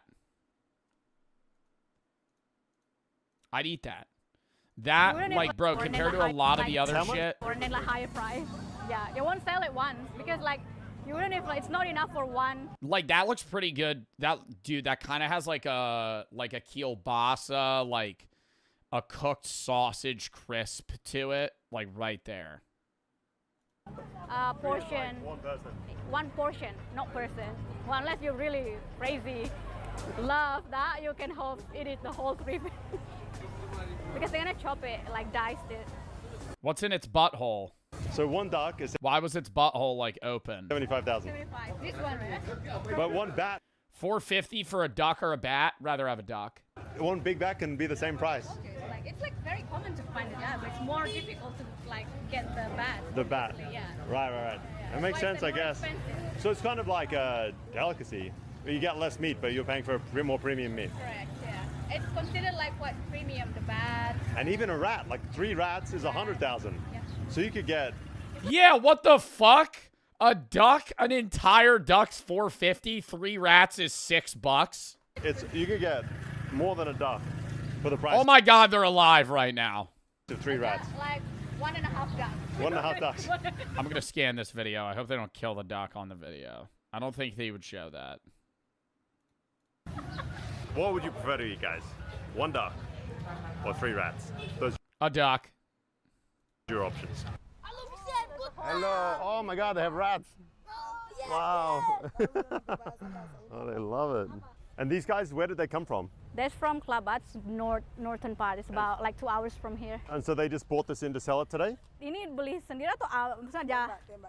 Oh yeah, they hunt them and some is they hunt them. Some they get it from whoever that in the village they sell. Got it. These are not city rats that you might be picturing scurrying around the sewers.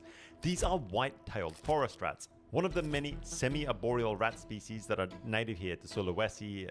I didn't really know what that meant either. It's kind of like they spend a lot of their time at night in the trees, and then they burrow back down into the dirt during the day. And they are hunted all over Sulawesi. Here, Yo, he's got thermal vision. This motherfucker's a sniper in the woods right now. Oh my God. here they are a delicacy. They're not cheap at all in this part of the world. They sell for Dude, they're fucking expensive as shit. 100,000 rupiah for 3. You can pick up just about any other meat here for less than that. Chicken, duck, pork, you name it. But come Christmas, Easter, the demand for rat just surges. And it's like almost a special occasion dish. Correct. Yeah. But it's also like everyday fare. You can be an everyday fare whenever, like, because it's like one of the only places in North Sulawesi that has selling all these kind of things. But no turkeys. No what? Turkey? We don't even know what Turkish is. For farmers. Yo, low key for fucking Thanksgiving, I feel like I would try rat one time instead of a fuck ass turkey. Just a whole fucking turkey, dude, just fucking dripping. Dripping, sitting there, it's fucking dry as shit, even if it's fucking wet. Dude, even if it looks wet, you fucking bite into it and makes that while you're chewing it. It's disgusting. I hate eating turkey. They're also thieves. These things raid the crops. They get into the cacao, the coconuts. Oh, so it's good they're killing them too. So hunting them becomes this kind of strange overlap. It's part pest control, it's protein, and it's a cash source wrapped all in one. And apparently they are hunted in every way you can imagine. Shotguns, air rifles, snares, dogs. It is just all fair game. Shotgun? I feel like you're fucking blowing that thing into red mist if you shoot a fucking rat with a 12 gauge. Are you hitting it with bird shot so it just peppers him? And so, inevitably, I find myself adding this to the list immediately. It's time for another rat hunt. Trying to click. Alright guys, we're about to head deep into the Sulawesi jungles. Tonight's prey, or target prey at least, is rats. Just like the ones we saw at the market, the whitetail, apparently they taste pretty damn good. We've eaten the bats already, we've eaten the pythons already. Rat was the final kind of piece of this like Sulawesi mad market combination. So, rat hunting, Sulawesi style. I feel like out of those three, I'd most want to try snake. Like, I would try a python. I see some air guns. Let's see how this goes down. I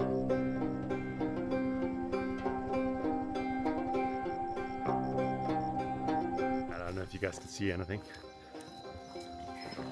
I'm gonna have to do this Blair Witch Project style view. We're off. I don't know how quiet we have to be or anything. We're just parking the motorbikes here in the jungle. But we're gonna start trekking.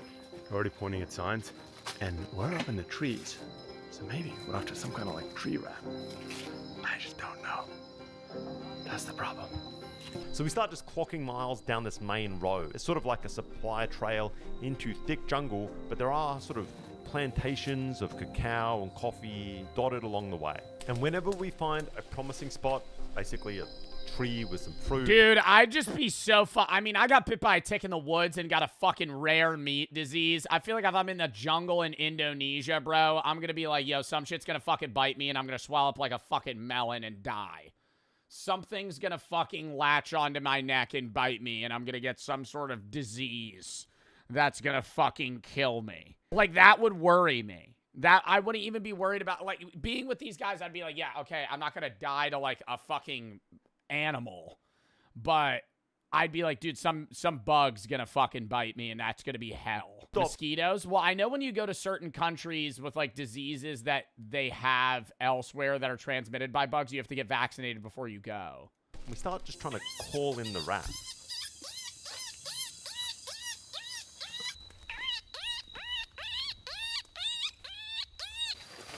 Alright guys, we are weaving our way through some much thicker scrub right now, heading up this hill. It's kind of like... What the fuck was that noise? He's perfected the rat call.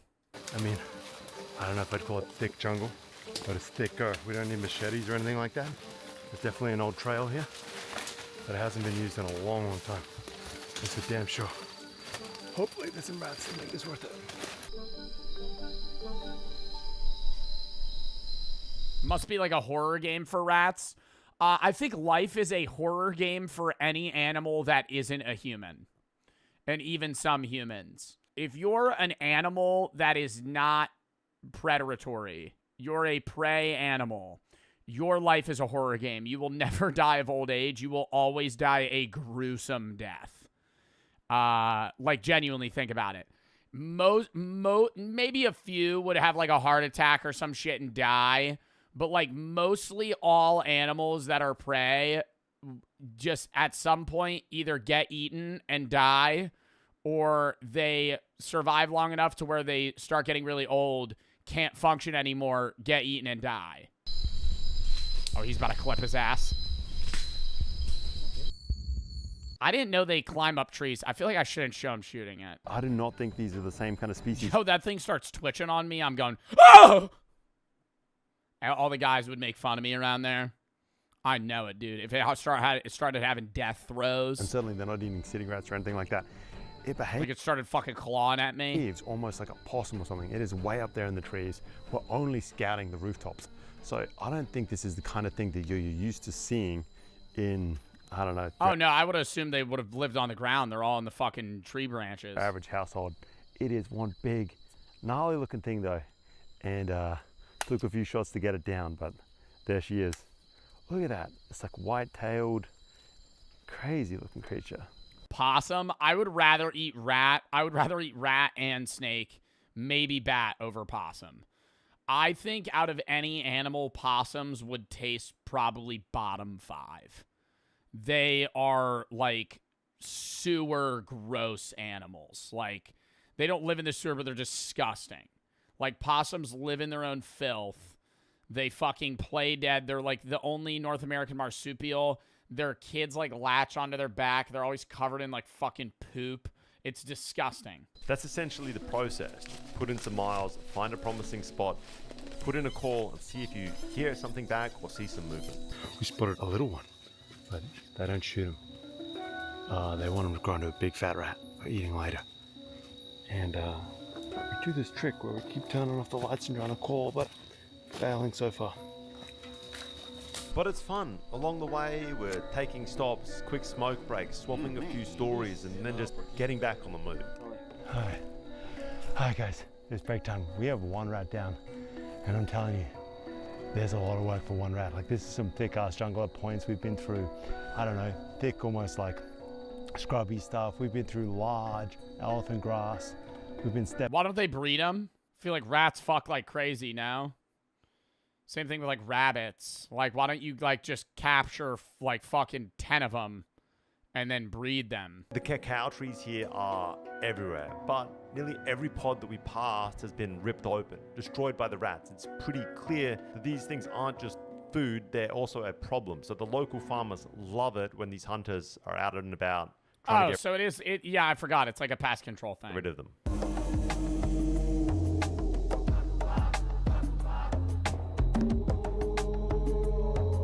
We push on past old farmhouses, stopping along the way every now and then to gather mushrooms and nuts that we might use for cooking later.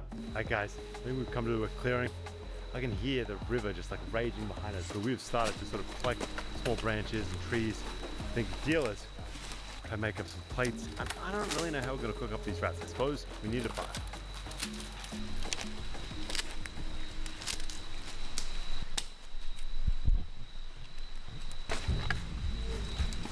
To begin the cooking process, the rats. I would be so nervous to start a fucking controlled fire in the middle of a jungle. Like, I know I would burn that shit to the ground. We have 2 rats just kind of roasting on sticks over this fire right now, deep in the Sulawesi jungle. And they roast away until every last hair has kind of been singed off.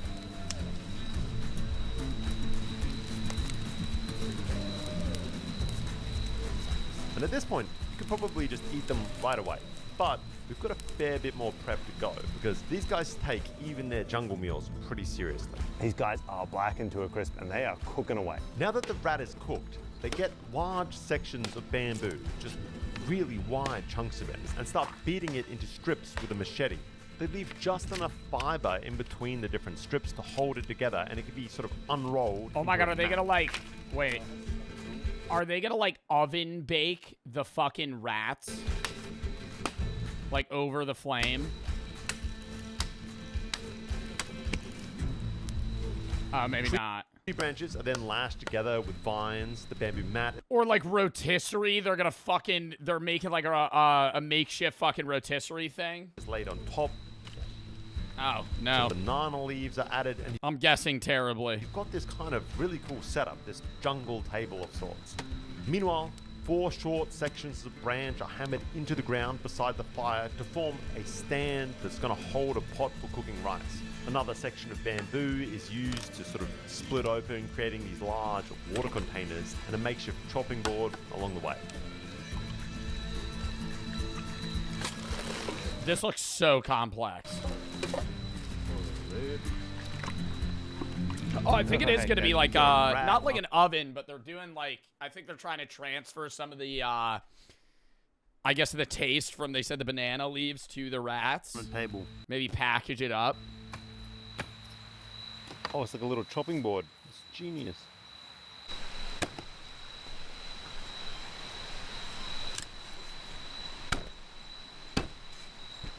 The rats are chopped into pieces, they're given a good rinse to just wash off that ash.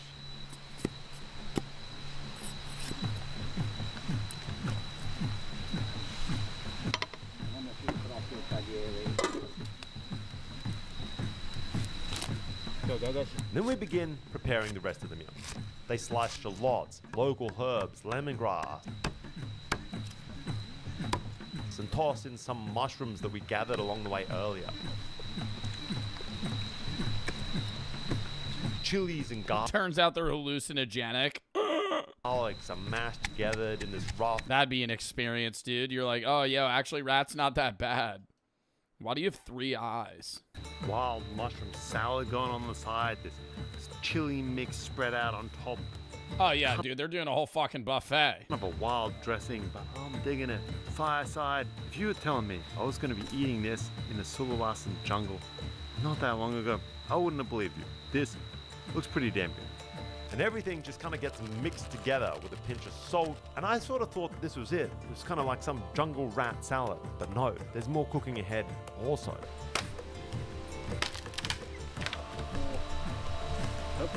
Yo, I gotta say, I could get behind the rat eating, chat. I could get behind it. I think the bat was a no-go for me. The skin looked disgusting, but the rat doesn't look that bad. I think because they already took out all the organs, and they're just, like, roasting the meat. So it's just meat, and they're doing, like, crazy-ass... Dude, they're, like, doing all their own handmade rice. They're doing fucking all these herbs and spices they're throwing in. They foraged mushrooms. Every long day till you're fucking starving. Is then pushed into these long, thin bamboo tubes. Those are set against a rack that's made next to the fire. 2 a.m. They lost me. Sulawesi jungle. Tired as hell. Just want to eat some rat meat. Go to sleep. And after about another 15-20 minutes, this elaborate meal is finally ready to eat. I don't know. That makes me not like it anymore. The like aggressively like pushing it out of the tube and it just making that like plop noise.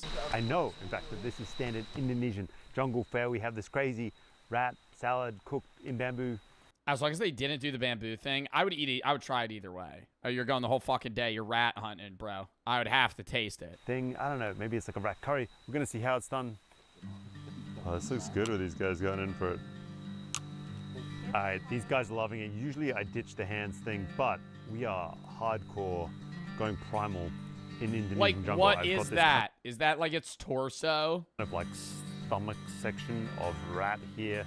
It has intestines inside it. There's a I thought they took him out. First thing hits you. That is smoky. That is spicy. Wow, I think I need the rice to cut that. It's salty as well. The flavor itself of the meat, surprisingly hard to get, at least on that initial bite. Let me try and get another down. I like moving cold quick. Damn, do people eat squirrels a lot too? I know people eat squirrels. I've never seen somebody eat a squirrel though either. This half this table is already really, really good. It's a ton of effort. I'm not sure it's worth the 3 hours trekking, having to hunt these Yeah, I don't know about 3 hours to get fucking 3 rats worth of food. things out of the trees, cooking them yourselves. I definitely just go to Tomahawk Could have just gone to the market, bought them for $6. Market, buy 300,000. Best deal out there. Check it out if you're ever in town, guys. I'm telling you. Yeah, if I'm ever in town, I'll definitely go to the meat market and grab the 3 rat pack. Jungle, rats, pretty good. Setuju boleh di kamera, anggaplah nggak ada kamera. Oh, these guys love it. All right, now swing. That was such a fun video to watch. Like that took some turns I did not think it would take. When it was just the meat market, I was like, oh, they're probably gonna sell like poisonous animal. No, it's just bats. Bats and rats. Chat, I gotta piss real quick, then we're hopping to the next.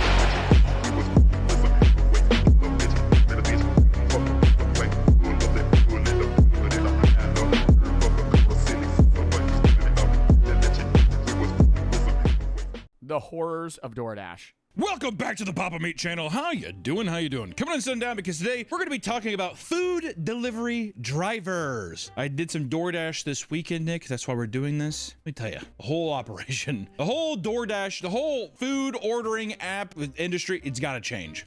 Oh, I love it. I think it's very inefficient and also fucks over the food drivers. But being able to DoorDash or Uber Eats food at any moment is sick. It's overly expensive for sure. Yes.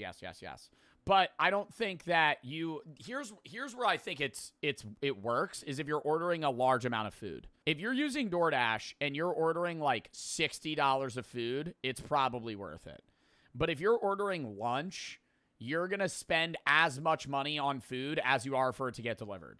And that's when it's a waste. For centuries, if you wanted to eat a meal, you either had to go out to a restaurant or cook the goddamn thing yourself. Today, however, you can place an order to a seemingly endless list of restaurants and have it. Who the f is ordering ice cream on Uber Eats? That shit is showing up fucking liquid. You're going to be drinking that. Me? You've ordered ice cream on fucking Uber Eats? Yeah, then your DoorDash driver hits you with a, Oh, Ron has a couple stops along the way. He'll be there soon. Ron just picked up your milkshake. He'll be there in about 35 minutes. Oh, awesome. It'll be warm. You can place an order to a seemingly endless list of restaurants and have You it have to refreeze at it. your door without lifting a finger until you have to grab the bag. While many of us indulge I wouldn't even be pissed at the guy, bro, if he did that. Like, I couldn't be mad at him. I'm so serious. I would just be like, bro, you're good. I'm going to refund that shit on Uber Eats or DoorDash. Like, don't even worry about it. While many of us indulge in this Oh, I'd feel so bad. service extremely often, we never stop to 78% of Americans use food delivery services. Bro, really? I'm definitely ordering more than 3.7 times per month. We never stop to think about people who have to deliver the goods, right? We never take time to think about these drivers. I don't think about those things. You know, also, I started noticing that after a while, they started taping the bags. It's because motherfuckers are probably... Yeah, opening that shit up and eating out of it. They be putting tape over the drink caps now. That makes me feel safer, like somebody didn't just fucking poison my shit. Or yeah, no, when the bag ever looks like crumpled or fucked with, I'm like, that's weird. But that's why if you're a pro, you got your own stickers in bags to replace stuff. I thought that you were going to have your own utensil that you're able to squeeze in the bag and Mission Impossible, the fry out of the bag or something. Being a delivery driver, whether it's on DoorDash or Instacart. I've had a DoorDash driver before, or it might have been Uber Eats. It only happened once, but he picked up my order and never delivered it. Just ate that shit. This was probably like 3 years ago. I remember being so pissed. I was like, he just never delivered it. He fucking picked up the order, and then it was like 5 minutes. He was driving, and then he just disappeared. And it said order delivered. And there was no picture, no food. I contacted him. I was like, he didn't fucking deliver that shit. Other people are always hungry.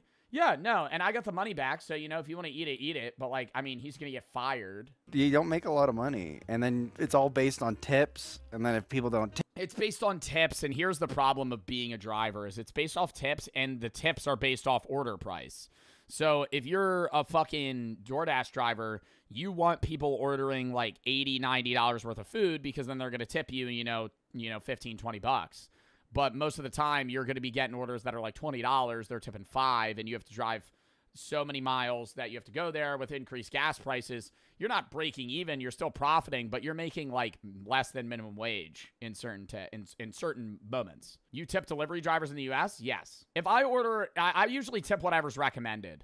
So like they have a sliding scale where if you have a cheaper order, they try to get you, they recommend you to tip like 24% or something. But if your order's more expensive, then they get you to tip less. Why? Well, because it's like, if I order $150 of food, I'm not going to tip you $45 to deliver it, right? It's one bag. I'm going to tip you like 25, 30 bucks. Like, because I'm giving you like, money to deliver it fucking 6 miles, 8 miles, however far it is. But if I order like a Chipotle burrito, I'm not going to tip you 10% because then you're getting like $2. I'm going to tip you like 10 bucks. So I'm basically paying for like half of the order. So they have that. If you've ever used it, which most people have, 78% of Americans, you see they have a sliding scale on tip guesses. Tip you get. Dog, $30? Yeah. Bro, keep in mind, I also, dude, I have my own, opinions on tipping, and I think in the U.S. it's like a shitty situation where like people aren't getting paid because the business doesn't want to pay them, so they work off tips. So it's like, oh, well, if we don't tip them, then they'll get paid later on. Like, yeah, if every single person stopped tipping people would have to fucking up the pay of waitresses and waiters, but that's not the system we live in, so I always say just tip. But I'm also in a situation that I tip more than the average person just because I make good money. Like I'm averagely tipping like 25% at a restaurant. But I'm not going to stay, because I'm like, why am I being stingy? High quarters all activity, low quarters all 2026. Recently, there has been a trend on TikTok of people saying they are now choosing to only have female Instacart drivers deliver their goods because male drivers keep messing up their orders. One woman gave her driver a super simple list asking for 1 pack of toilet paper, 1 pack of towels, and 1 pack of chicken. Despite the app stating that the man scanned a pack of chicken, what she got was 240 red Solo cups.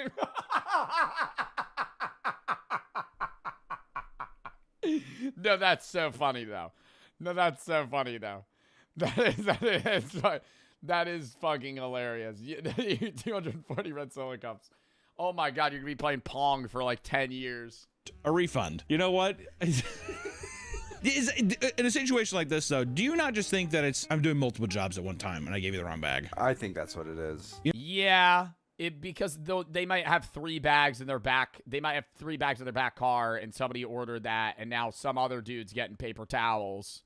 Oh my god. Wow. This woman wants toilet paper, paper towels, and chicken. She gets red Solo cups. Meanwhile, there's a party full of people that are waiting on red Solo cups to be able to play drinking games, and they just get like toilet paper and raw chicken. Don't worry, guys. The red Solo cups will be here anytime. Sorry, dude, but I'm not a feminist, and I like men a lot. And I think, dude, if a man goofs up, you have to give him 75 chances. It's true. Women, right? 1. Women, none. You have to be perfect at all times. In another instance, a male shopper was tasked with getting a customer a tub of Neapolitan ice cream. After claiming they didn't have the brand she wanted, he sent multiple blurry pictures of what they had, only for it to be very clearly in stock. There's none. It's a fucking buffoon, man. I couldn't tell you. You Ben & Jerry's? No, the fuck to the left. I see it in the picture, in your blurry picture. It's right to the left. Well, aren't there a lot of like grocery stores and shit now where like Uber Eats and DoorDash drivers, they don't even do the shopping. Like a worker at Walmart has the job of DoorDash, and they fill the bags, and then the worker just shows up and goes, I'm here for blank. They pick up the bag and leave. That's the best system, because then they're less likely to fuck it up. Because if a guy's job is to just fucking search for items, he knows the store, he knows where stuff is, it's quicker as well. While staying at an Airbnb in Miami, a group of girls ordered a long list of basic groceries and necessities for their upcoming stay. When the order was marked as delivered, they expected to find it on the porch. When they opened the door, however, they found the driver simply tossed all the groceries all over the picket fence and left.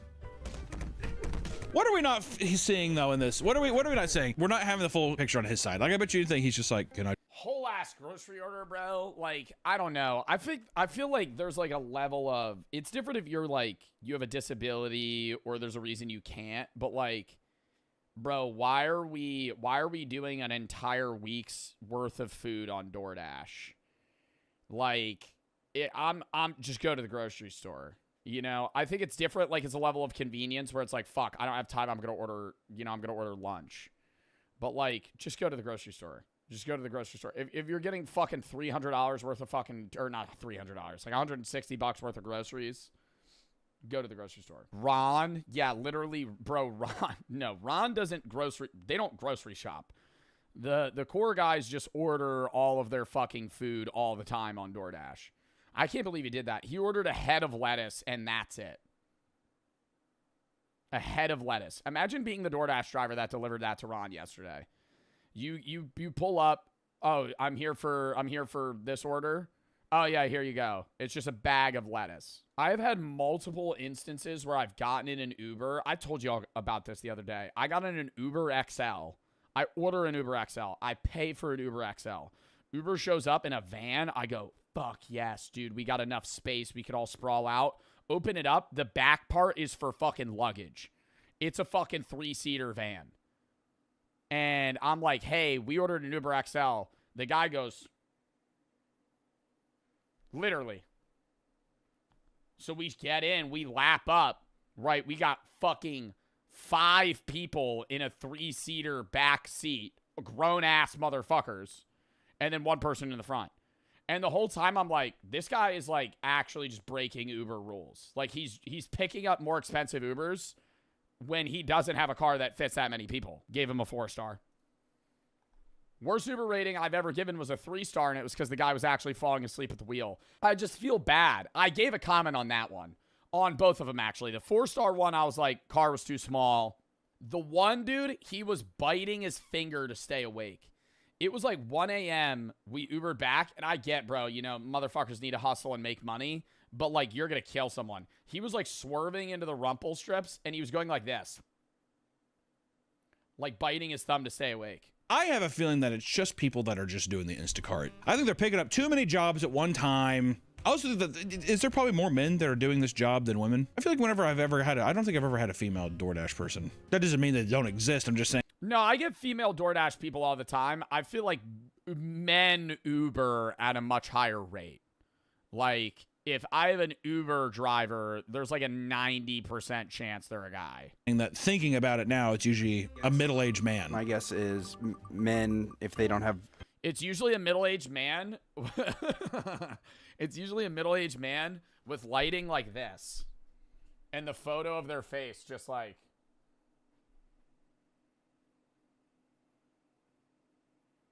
And they'll say, and it'll be like, it'll have like their interests. I love reading their bio. That's like my funnest, that's like the funnest thing for me.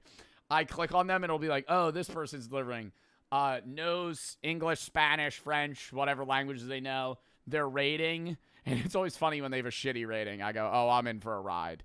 Dude, because like anything below 90% means like people don't fuck with them. And you'll see a guy will be like 84% fucking rate. I'm like, dude, he's about to get like fired. It'll be like loves blank. You got to bring that up. Do that shit. Next time you hop in an Uber, see their interests, bring it up. So, I heard you're a big fan of golf. For the rest of the Instacart drivers that don't have this issue, it can be extremely challenging and dangerous. After receiving a regular order of groceries, a delivery driver walked up to a home and was shot by a man that thought he was an intruder. What? Why? Why would you do that? My DoorDasher's near. Did someone say Taco Bell? Oh my God, who are you? Ah! You would sue for so much money, though. Fucking forget that. Unless it's somebody in the house ordered it, it just seems like, I don't know. This is what happened. He told Well, and you're also shooting a guy that didn't even intrude. He's just outside of your house. him, leave it at the door. The guy knocked. You know what? If a DoorDash driver, I'll say this, I'll say this and I'll stand by it. For any reason, if a DoorDash driver opened my door to set my stuff inside, I'd shoot him. Oh, he opened the door? That's, yeah, I don't know. Hearing it out loud seems a bit excessive. Somebody opens the door. Yeah, you're getting blasted. So there's no reason that a person should be opening my door to come inside my house. I would assume that something bad was happening. Was it that situation, or was it just a guy who was just like firing rounds through his front door? I'd get a riot shield. I'm gonna have the COD riot shield so I can walk up to my average DoorDash driver experience. Like you're a rainbow character, just fucking like holding it down. What is that guy's name? Montagny? It turns out that the man's wife placed the order and didn't tell her husband. So when the motion detectors went off, the husband sprang into action and shot him with no hesitation. What the fuck? Not the motion sensors. Does he do that with animals? How many times have you had a motion sensor go off like a raccoon? All the time. And you forgot that you ordered that shit, or you didn't check, bro? Like, I think it'd be different if the guy was holding a weapon, but like your motion sensors go off, you spring up, you're worried, and then you see the guy's holding a bag of fucking food that says fucking Chipotle. I'm going, oh. All the time. That's when I bring out my gun. Exactly. That's why I fire aimlessly. Maybe there's... His wife ordered it. Still, would you not... chat, before you shoot someone, are you not checking... Like, oh, he's just delivering food. Whenever a customer places an order, they often feel entitled to have the driver do whatever it takes to get their groceries to their door, no matter how ridiculous of a feat it may become. One shopper accepted an unusual order of 4 24 packs of water bottles, 6 12 packs of water bottles, and 7 4 liters. Yeah, see, that's like fucked up, because then you're making that Uber driver carry like a shitload of weight. And why are you ordering water? Of distilled water and 7 4 liters of mineral water. My God. When they reached the customer's home, they requested... My lift is not working, just letting you know. You have to deliver at my doorstep. I live 17th floor. All right, so he's just fucking with him. All right, yo, my elevator doesn't work. You have to carry fucking 140 gallons of water. up to my fucking apartment. You have to use stairs. I want all the water bottles. Please don't cancel my water bottles, otherwise I have to complain against you. I don't think that there's a world where DoorDash or Uber Eats is siding with the customer here. The fucking elevator's broken. He's requesting me to carry hundreds of pounds of stuff up 17 fucking flights of stairs to get a $6 tip. Building was broken. Newsflash. It's outside. Come do it yourself. And in the end, the customer canceled the job, leading to the shopper's $8 payment being rescinded and increasing their overall cancellation rate. That's fair. $8? Ah, this is a depressing job. Oh my God. Besides driving people around, Uber also offers a meal delivery service called Uber Eats that is notoriously terrible to work for. Like other food delivery service apps, they pay their workers very, very poorly. Because of this, some drivers come up with creative ways to earn better tips. Jade Phoenix was a full-time Uber Eats driver. The thing that I see, not with Uber Feets girl. What? I was going to say, not with Uber Eats, but with Uber, the thing that I've seen is somebody picks you up. You usually go, hey, or the driver will go, hey, I'm going to drive you here. If you want to ride back, here's my number. Call me and just pay me cash, right? And then they'll get the full amount. And I've done that, right? And that's a little sketchy. I'm a guy, so it's like a little bit different. I'm not as nervous with it. But it's like, the guy drives me, it's $40, he's making like 20 of it because Uber's just taking a huge cut. And he'll be like, hey, I'm going to be in the area. If you need me in fucking 4 hours, call me. And then I'll just come pick you up. And so that's usually like a better move. Driver who claimed, because then they're getting more of the money. And they're just pocketing it. Secret method for raking in insane tips on literally any kind of order. When dropping off people's food and snapping a picture to confirm the order, she would purposely include her feet in the pictures. There is no way that she's getting more fucking money from that. Claims her tips significantly increased after she began this new strategy. She even received additional money on top of the tip. My act through the CIA, which is closely linked to the Z Society, and connived at my... Yo, the Z Society actually sounds like some shit that's made up from like a Disney film. Like, genuinely. Crime. The church, too, is linked to the government. The Friendship United Methodist Church is not a typical church. It is very wealthy, with $42 million.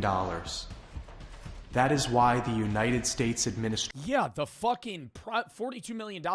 I mean, that number might be accurate, across all of the Methodist churches combined. His local Cincinnati church does not have $42 million. Has very close ties with this church. He was manipulated, plain and simple. I was clearly given the task by the Friendship United Methodist Church. I was encouraged by the Z Society. My crime is very severe and pre-planned. I regret my actions more than anything. I beg for forgiveness, and I beg for help in any way possible to save my life. 완비의 발언이 끝났습니다. 들으신 바와 같이 미 행정부는 우리 공화국을 반대하는 정말 더러운 행위를 감행하고 있습니다. Experts agree that Otto Warmbier's confession seemed quite obviously coerced and staged. Yeah. What? I mean, yo, how, dude, even the average North Korean person watching this, there's no way that they don't know what Methodists are. Like, I think they're just going, oh, the religion in the United States. Yeah, they always say religion's bad here. Ooh, they're conniving against us. Korea has a history of coercing confessions, and the U.S. accused North Korea of broadcasting this one for propaganda purposes. A member of the Z Society said Otto had never approached them and denied any affiliation with the What is the Z Society? That's an actual thing? What the fuck? A secret society that was founded in Virginia in 1892?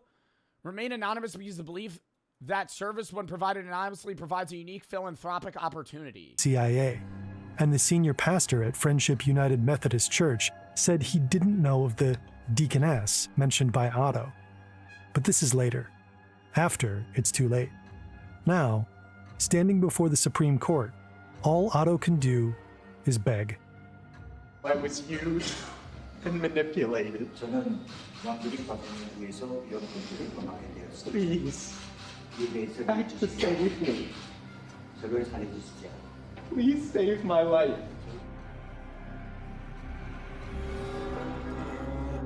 But his pleas fall on deaf ears. He's handcuffed and led from the room. He's been sentenced to 15 years of hard labor. 2 days later, on March 18, the Korean Central News Agency released the CCTV footage to the public.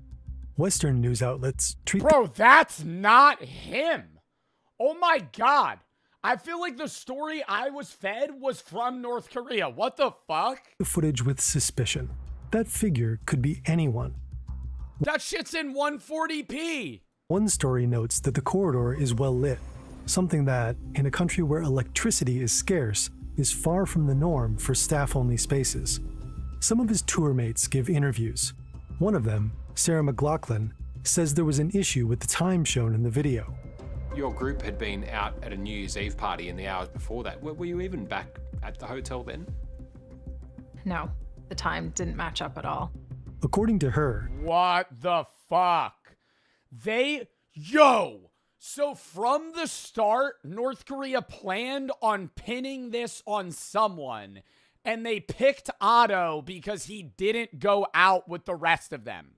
Like, if Otto had gone bowling or something, they would have just picked somebody else. the young pioneers didn't return to the hotel until around 3 a.m., more than an hour after the footage was allegedly captured. Oh my God. Another tour mate says in an interview with the BBC that Otto was careful to observe the rules.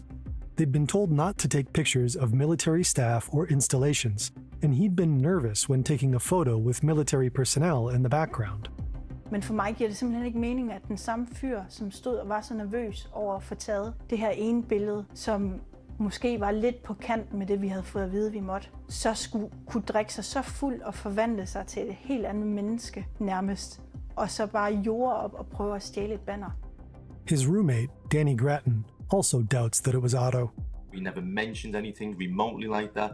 We'd already bought some souvenirs. In my heart of hearts, the guy I knew for 3 or 4 days was not that type of guy. Everything about the whole story was fabricated, in my opinion. But why?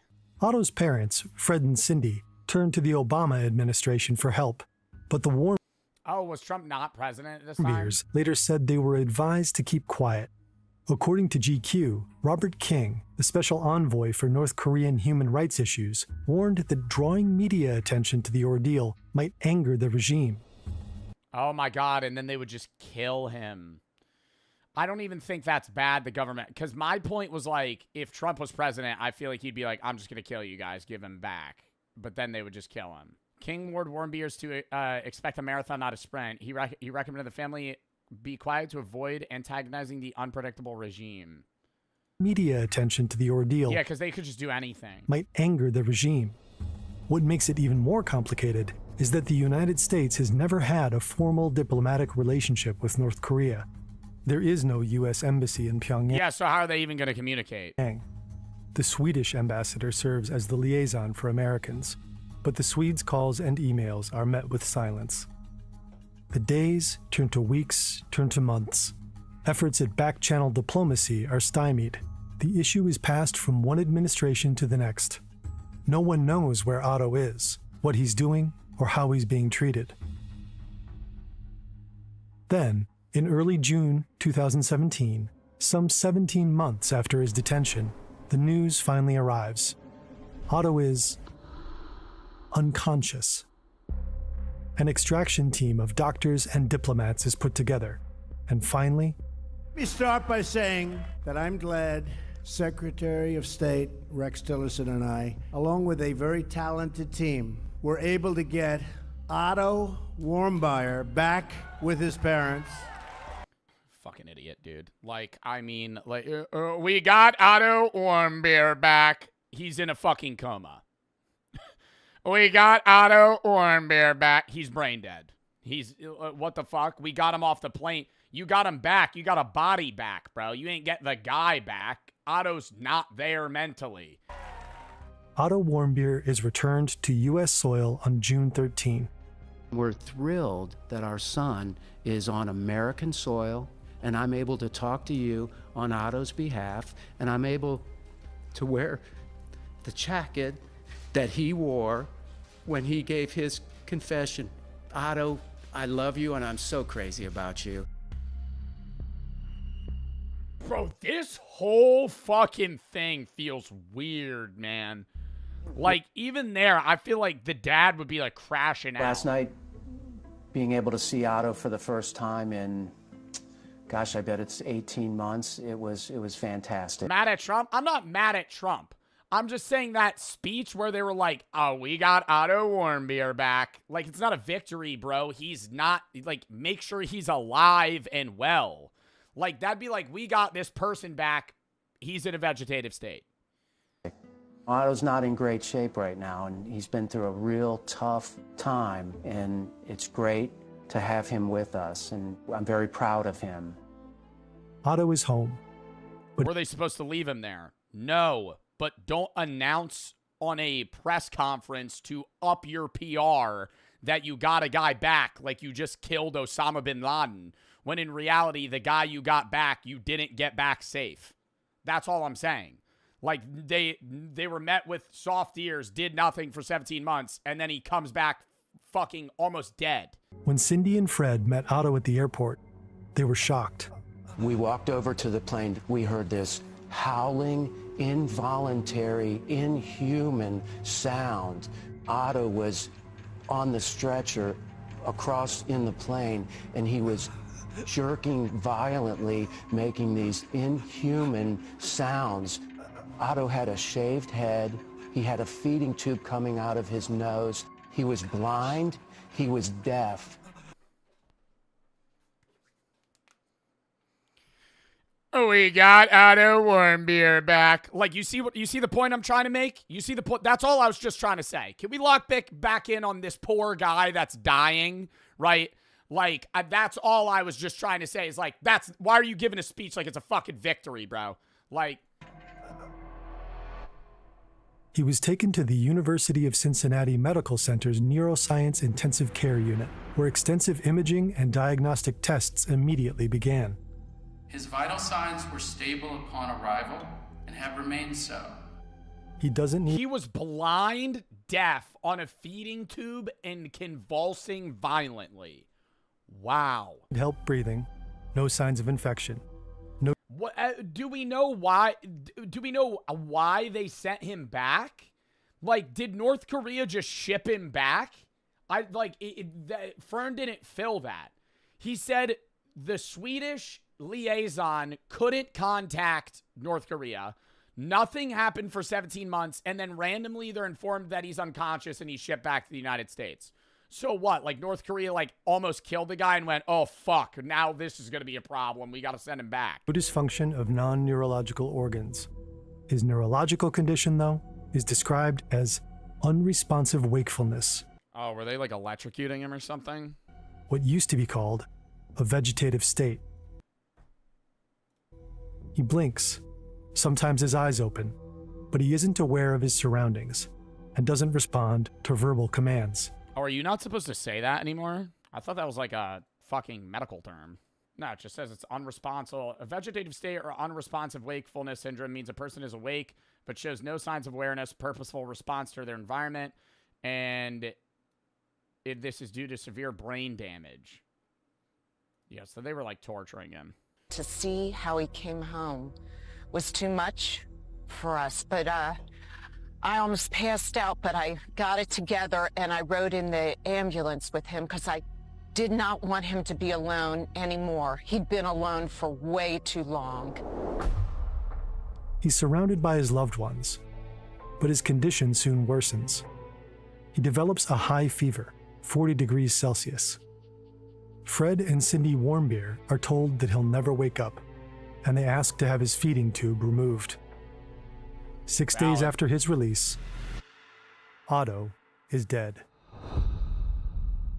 The news travels across the world. The family of Otto Warmbier has said goodbye. Valid. That's what I'm saying, dude. When you get told that they're never going to wake up and they're just going to be perpetually kept alive on machines, it's time, you know? Nach dem Tod des Sad. Studenten Otto Warmbier. Otto Warmbier скончался после возвращения из тюрьмы в Северной Корее. Otto Warmbier murió pocos días después de ser entregado a los... And what's so bad is we won't even know what they did to him, right?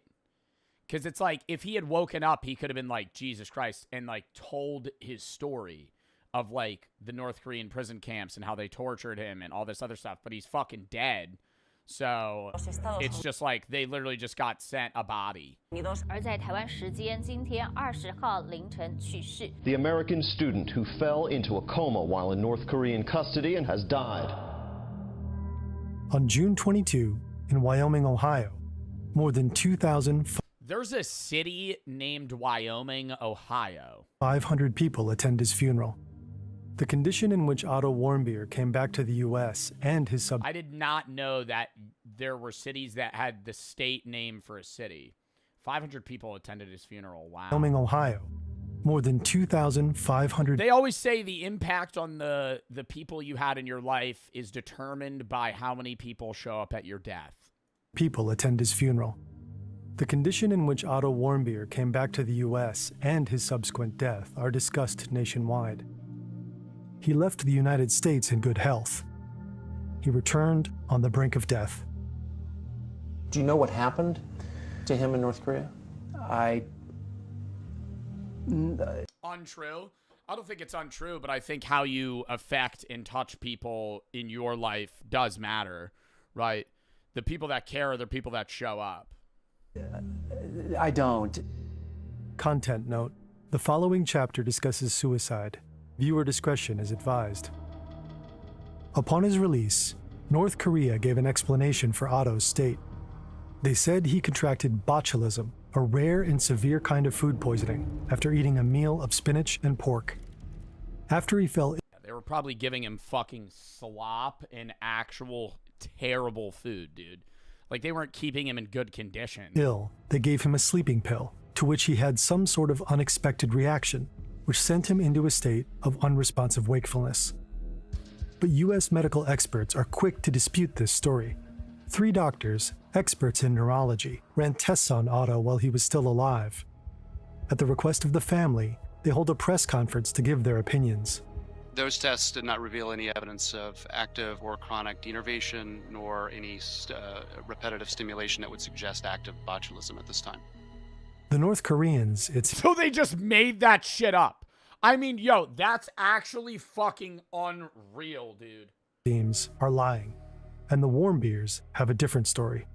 They tortured him. They intentionally injured him. It looked like someone had taken a pair of pliers and rearranged his bottom teeth. He had a large scar on his right foot. They destroyed him. They purposely and intentionally injured Otto. On September 25, 2017, Fred and Cindy Warmbier gave an I do love that they're doing this now. Where they're like, because I didn't keep involvement in this after this happened. I just had known that he had died. But I love that they went out on news stations and were like speaking against it. interview on Fox and Friends. Trump apparently watched. This becomes the narrative. I would be like, all right, they're gonna find me. I just have to stay alive for 3 days without, you know, starving to death or dying of dehydration. Because they would send someone. It's just a jumbo maze. Every direction looked exactly the same in the dim light of his headlamp. Narrow tunnels and uneven rock walls What if it floods? They do that? offered no landmarks Oh my god, it starts raining. to help him remember where he had come from. With every step, the situation became more desperate. A single wrong choice could leave him wedged in a passage too tight to escape. Or worse, he could fall into a hidden fissure. Even with Bro, I mean, like, I understand he could get in a path that's, like, too tight for him to retreat. But, like, couldn't he, if he was like, oh, this is getting tight, I don't remember this, turn around. without physical injury, it would be easy to wander in circles until exhaustion took over. The recording, which began with excitement as he entered the nervous breakdown, could have ended as a tragic documentation of his final moments. After what felt like endless wandering in circles, Edward finally spotted a small but familiar detail, a piece of marker tape he had noticed earlier on his way down. Following it, he was finally able to find his way back. James! Oh. You're over here? Oh. Dude. Dude, I was about to start smashing my head against the wall, man. It's been days. Where have you been? This place is a maze, man. Oh, hey, I see your light. Dude. I thought we were never gonna see each other. Dude, I know. Oh. After reuniting, the brothers stayed together for the rest of the expedition and eventually made it safely out of the cave without serious injuries. This experience didn't stop them from exploring caves. They continue to upload videos to their YouTube channel, but now DMT trip down there, yo, that would actually be like a crazy torture. Like, hey, if you don't give us the information, we're gonna give you DMT, knock you out, and then leave you in a cave, and you have to find your way out. You know what's so crazy is the rampant change in YouTube content. I could really see like a stupid YouTuber be like, I'm going to go down in this cave and then I'm going to do salvia. I'm going to go down in this cave and then I'm going to take something. See if I can find my way out. they do so with far more caution and much better preparation. The following story took place in January 2014, when a group of cave explorers set out to conquer Lost John's Cave in Lancashire, England. This impressive cave system stretches for about 3 miles, with known depths reaching around How long are they down there? 700 feet. This is like an all-day thing. Most of the team had years of caving experience behind them, and, like many seasoned explorers, they were confident in their abilities. They carefully prepared for the expedition, studying maps, planning their route, and packing the necessary gear. But in the world of caving, there is a brutal truth. When something goes wrong, no amount of planning can guarantee safety. Even the most experienced explorers can find themselves in life-threatening situations. That is exactly what happened to one member of the group, Bob Johnson. At first, the Bro's name is Bob. I thought they were gonna say his name was. I heard Butt Johnson. That's why I rewinded. Bob's not that crazy. His name's Robert. When I originally heard it, I heard Butt Johnson, and I went, "There's no way this guy's name is Butt." team moved deeper into the cave, using their equipment to overcome each obstacle. But one of them couldn't make it past everything but Johnson. But everything changed when they reached a section known as the Tube, an extremely narrow passage that required crawling forward on their stomachs. To make matters worse, part of the passage was filled with water, making visibility and breathing even more difficult. Despite the dangerous conditions, the group decided to continue. The thinnest member went first and managed to squeeze through.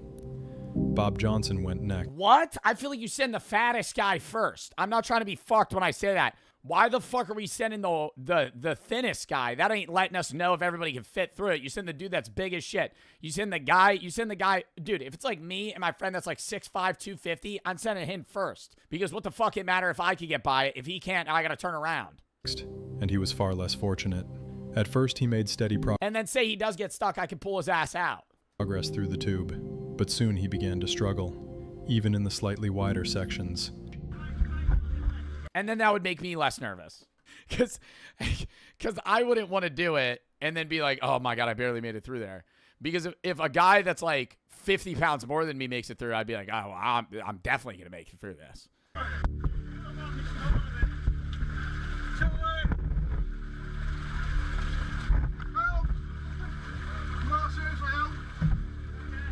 Somehow he reached the narrowest part of the passage, and that's where his luck ran out.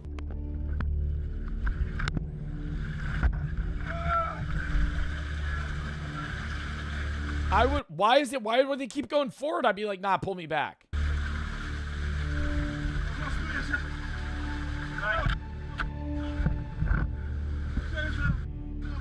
He became completely wedged from the waist down, and every attempt to free himself only made things worse. Being stuck in such a tight space is already horrifying. The feeling of solid rock squeezing your body, the walls closing in, you can't move, you can barely breathe, and panic begins to creep in. For Bob, the nightmare was just beginning. On top of being trapped, he now had to face a far more terrifying threat: rising water. Water makes any caving trip infinitely more dangerous. In a dry cave, even if you get stuck, at least you have time to think, time to plan. But when water starts rising, the situation becomes deadly within minutes. Imagine freezing water slowly climbing up your body while you are trapped in solid rock, unable to move. Oh my God, I never even thought about how the water's probably like fucking 40 degrees, bro. You're like deep in a cave in England in the winter or like the fall, dude, the water's probably fucking ice cold. The terror is indescribable. Bob knew he had only a short... I don't know why I was thinking it would be like, oh, like a cave in like Costa Rica, like hot in the jungle. The water's going to be warm. Short time before drowning became a real possibility. Wow. And he fought desperately to free himself. But the water soaked through his clothing, making him heavier, and his escape attempts even more hopeless. Just when the situation seemed completely hopeless, one of the team members had an idea. The idea that would ultimately save Bob's life.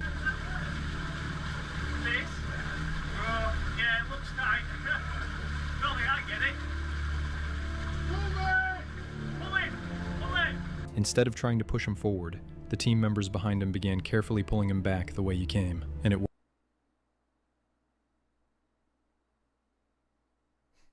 the crazy intelligent idea they had to save his life. I'm like, damn, what are they going to come up with? They're going to like tell him they're going to like cut his clothes or something. I feel like if he couldn't get through, the first thing any human is saying is, all right, well, let's just pull you back the way you came. Like, if you're stuck going through, I'd be like, well, let's just turn around. You know, just pull him back. Like, why would you keep trying to go forward? What? I'm happy he's okay, but like, why was he still, I thought they had already tried that. You know what I mean? I thought that was like an unspoken thing. Like, he couldn't get through, then they couldn't get him back. So it's like, all right, well, the logical thing is now he has to keep going. Worked. Bob was finally freed, though his ordeal was far from over. Later, he shared in the comments that he and the two teammates who rescued him had to crawl for another 3 hours to escape the cave through an alternative 3 hours route. This incident left such a deep psychological scar that even today, Bob says he can't watch the footage from that day without experiencing severe anxiety. This unsettling video was filmed by Jacob, an experienced explorer obsessed with uncovering the secrets of abandoned mines. For nearly 20 years, he had descended into forgotten tunnels, documenting his journeys and sharing the hidden history of these places with his viewers. But this time was different. This time he encountered something he would never forget. On the cold, rainy evening of December 5th, 2017, Jacob drove down a dark, deserted road toward another abandoned mine, unaware of what awaited him underground.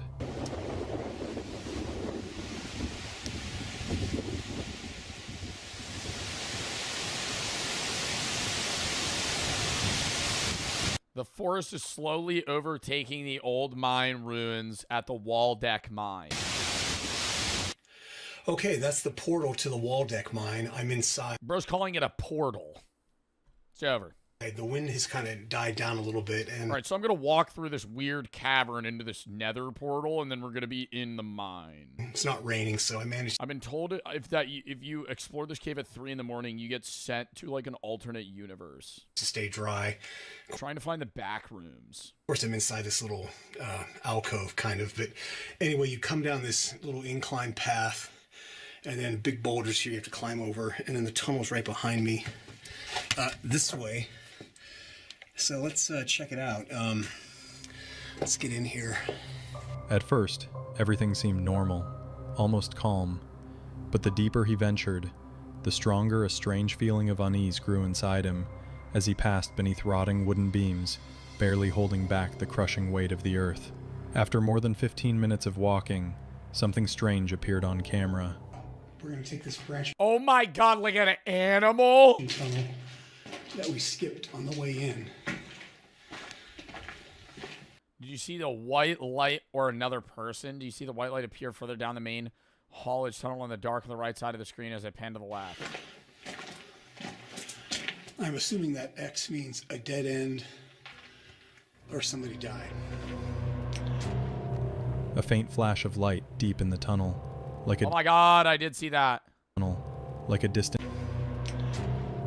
A faint flash of light deep in the tunnel. It's right there. You see it? Wait.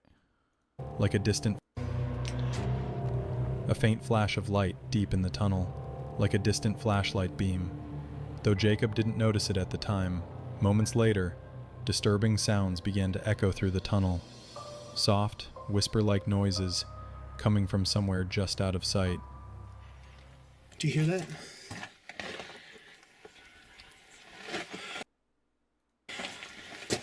Sounds like, Stop fucking moving! What, is that wind? It sounds like wind. No, it sounds like somebody's watching like a video on their phone. I don't know if you can hear that on the camera.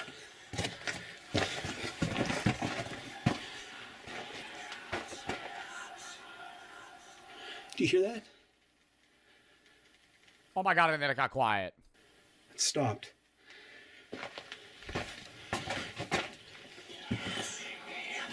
Well, I don't know what that is. That doesn't sound like wind, but... Bro, I'm pretty sure that's saying, you see me, you see me. Yo, him going... I don't think that's wind.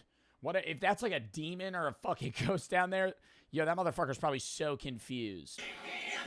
Well, that's gotta be fake. What that is. That doesn't sound like wind, but... That's crazy. Don't know if that's a bird or... A bird? You're underground. What that is. It almost sounds like snakes, but...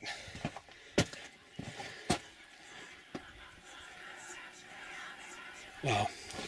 I've heard some weird stuff in mines, but that is definitely creepy. I don't know what that is.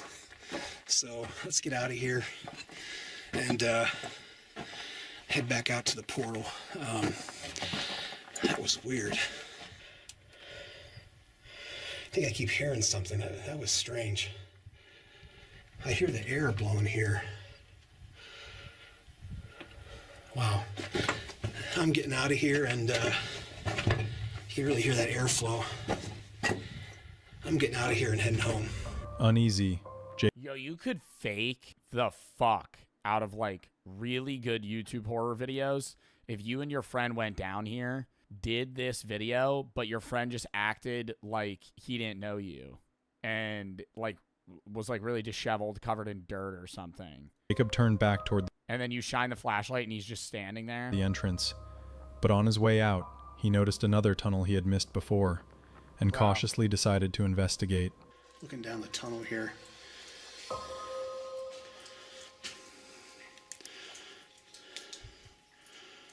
What the fuck is this? This really does look like a fucking, like, AI-generated backrooms, dude. This is really an abandoned cave. This is so creepy. Like, this is out of a walk-through horror game. Oh my god, is there somebody standing there? I don't know why that one chain is swinging back there. Don't know if you can see that in the video or not. Inside, steel chains hung from the ceiling, ordinary at first glance, until he saw one of them slowly swaying back and forth, as if someone had just touched it. That was Oh, I'm thinking, like, it looks like there's a tube, like somebody's enough for Jacob. Realizing he was not alone, he immediately left the mine and never looked back. To this day, he still has no explanation for what happened in that tunnel. It remains an unsolved mystery. I like that so much more. I like the like, ooh, that's spooky. What was that? Versus Bob couldn't fit through the tunnel. He almost fucking drowned. This unsettling 30-minute video was filmed by a man named Daniel, who entered a cave with two of his friends despite having no proper caving experience or equipment. Only a few minutes after going they've never been in a cave before. Underground, they got lost, as anyone would expect. While searching for a way out, Daniel discovered a small chamber crawling with massive spiders. Oh! I'm not scared of spiders, but there's a shitload of them. Where? Okay, spiders, don't touch me and I won't touch you. And to make things even worse, one of his friends nearly became stuck between the cave walls. At first, the group tried to stay calm and act as if everything was under control. But as the video goes on, the tension rises and panic slowly begins to take over. Fortunately, after a terrifying struggle in the darkness, all three of them eventually managed to find their way out unharmed. That one wasn't that bad. I think if you're like, if you have like arachnophobia, that'd be really rough. At least, no matter how bad and tough it gets, at least you're not in a cave. Cave divers, when they have a 500K house, loving wife, 3 adorable kids, and the cave is named "Do Not Go In There, You'll Die" in the worst way possible. Oh my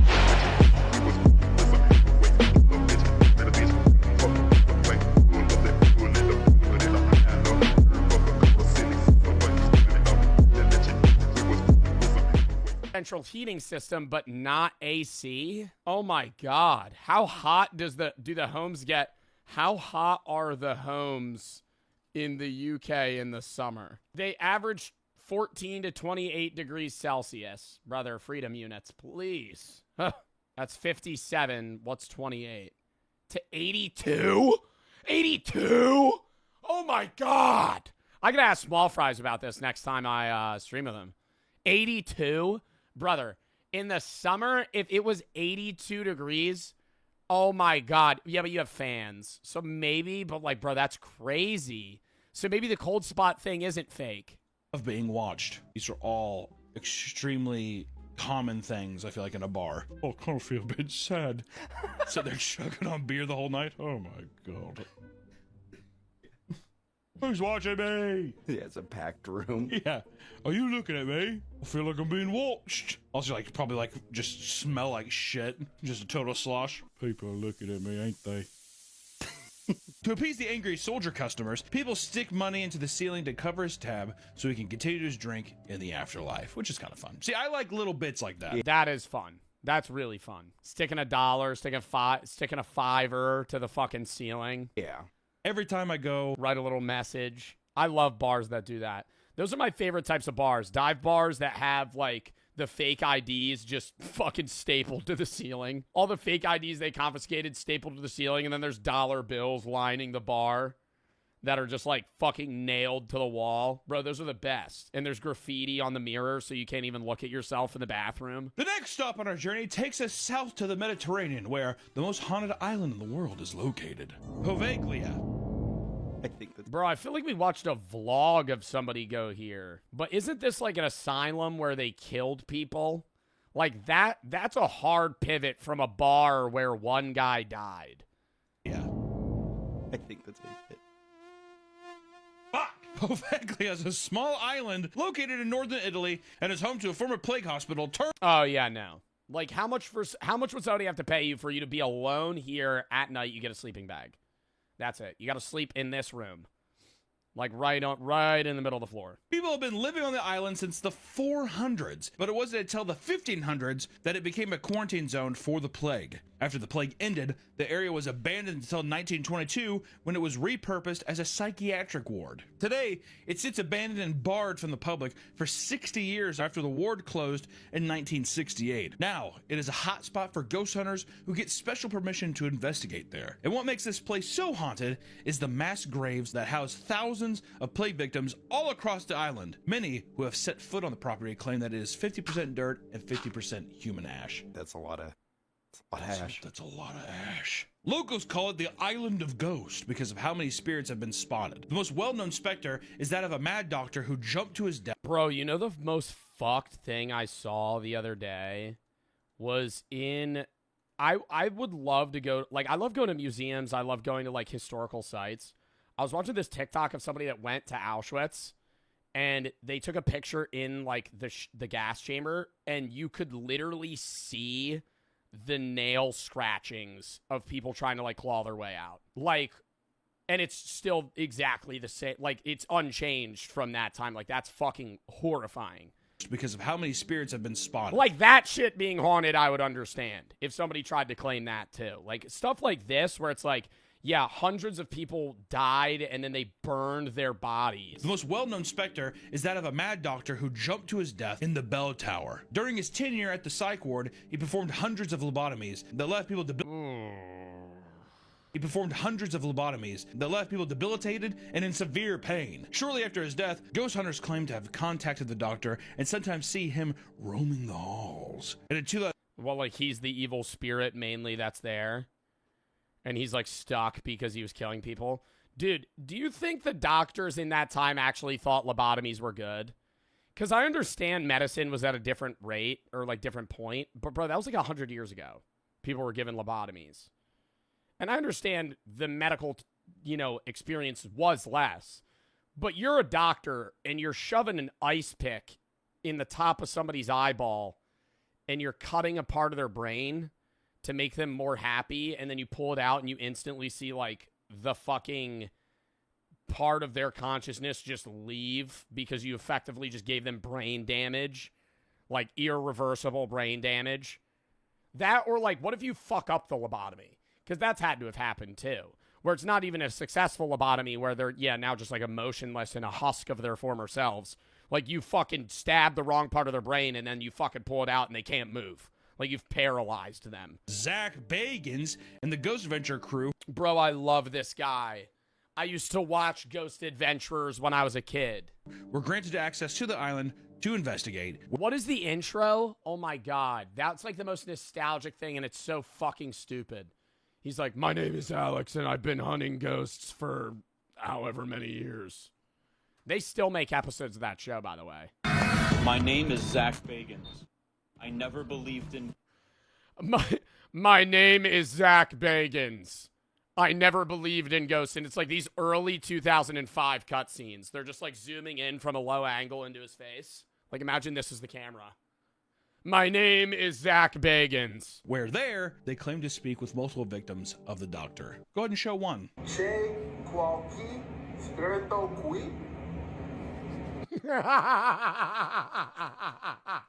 They just don't speak the language at all. He's reading a fucking cue card. I'm gonna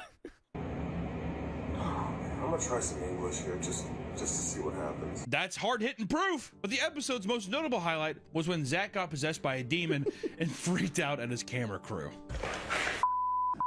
Me? Yeah, said you! Whoa. Stop, dude. This is gold. I love it. How many times does this happen? A lot. Motherfucker gets possessed all the time. But it's only him, too, the main character in the show. I think there's like 30 seasons of that show. 29 seasons. You know how successful Ghost Adventures has to be for Zach Bagans to get his fucking show renewed 28 times. Oh my God. It has an 83% on Rotten Tomatoes. How? He's around a lot of demons, but after a while, it's like, goddamn, Zach, do you not have any other precautions? He said that he got so haunted that he became, like, blind. Yeah, That's why he has to wear glasses, right? Yeah, special glasses. I feel like there's so many episodes where literally he gets possessed and he's like, I'm gonna fucking kick your ass. I think it's a mixture of cocaine. I think it's a mixture of a little bit of alcohol. You're trying to tell me that Zach Bagans doesn't go around carrying a... It's not Ghost Adventurers. What's the one where they're like, the ghost is telling me to take another shot of whiskey. I'm getting a weird urge that I need to drink more. That's Ghost Hunters. Different show. Competing shows. Both equally as stupid. A flask of peach schnapps. I believe it, you know. I think this ghost is telling me to do a sidewalk slammer with a green apple for Loco and a liter of Colt 45. I would believe in a heartbeat. He does a little bump, takes a little swing. How does the ghost know what a BBC challenge is? Good thing I already have a buzz ball, a beatbox, and a Cutwater in my pocket. Wig. And I think he takes like horse testosterone or something. He's sitting there and he's just like all wired up. Punching hole in drywalls and shit. I mean, I wonder how many cases that he's gotten possessed where he's like freaks out the crew. I bet. Or members of his crew freak out on them too. Yeah, it's a lot. Did he get possessed at Hell House? No, I think his cameraman did, and then he did. Which is my favorite part. Because I'm pretty sure he sat there like, dude, Zach, what is going on? He's just like... He's like, dude, I became so violent, I feel like I wanted to kill you. While cursing and filling his arms in the pitch dark, he began to punch the walls and wander aimlessly through the chapel. It took 5 minutes of freaking out before one of the other co-hosts, Nick, came over and performed an exorcism on Zach by telling the spirit to let it... May Christ compel you, leave Zach. Zach Bagans is a good man making a Ghost Adventures show trying to document your hardships that you had to endure. Leave him now, I command you. Leave his body. My name is Zach Bagans, and I never believed in ghosts until I encountered one. Go, which I do love a drive-by exorcism. I do love how easy exorcisms can be. Hey, you're gone. Hey, let go of him. Thank you. He's a powerful priest. No fisherman dares go near the island, believing that it is cursed with dangerous spirits. Other than the Mad Doctor, of course. Locals are fully convinced that the island is infested with vampires. What? Ghosts and vampires? I didn't realize we were going to be touching on vampires in this haunting video. If you're attacked by a vampire, it is technically kind of a haunting because it is a dead man. It's true. Yeah, undead. We kind of skirted the game, didn't we? Yeah, a little bit. This is because multiple bodies were unearthed with stones and even blood in their mouth, leaving many to believe that they were recently up and walking around feasting on human blood. There's probably people fucking, this. What's horrifying is when people are like, he's dead, and they bury him, and the people wake up, and they're like, oh my God, he's a zombie trying to get out. And no, it was just a guy trying to claw his way out of the... Well, that's why didn't they used to attach a bell to, they would have a hole that would go all the way underground in your coffin with a bell. And they would leave that for like a few days in case you happen to wake up, you'd start ringing it. But then I feel like they changed that too, because it used to be customary that you would let the body sit in your house for like 3 days. Like if somebody died, you would just leave them for like 3 days just to make sure. Like, are they actually dead? Or because you could check a pulse, but you're not like, because that's happened where people have gotten buried alive. That is my nightmare. Oh yeah. Oh my God. That's why I almost I want to have like a little pill in case anything happens. I could be like, oh, I'm done. See, I would just have a contingency where it's like, if you're gonna bury me, cut my head off. I kind of like that idea. I feel like I wish that was kind of a more normal thing. Also, I think that's also why the Vikings did it, right? You just set them off. And you fucking... Isn't that actually not as accurate? I thought like Viking funerals were not very common. Let me bang it. The famous imagery of a body burning in a long ship's head of flame is largely a myth. Real Viking funerals involved land-based cremation on funeral pyres or burial in graves and mounds.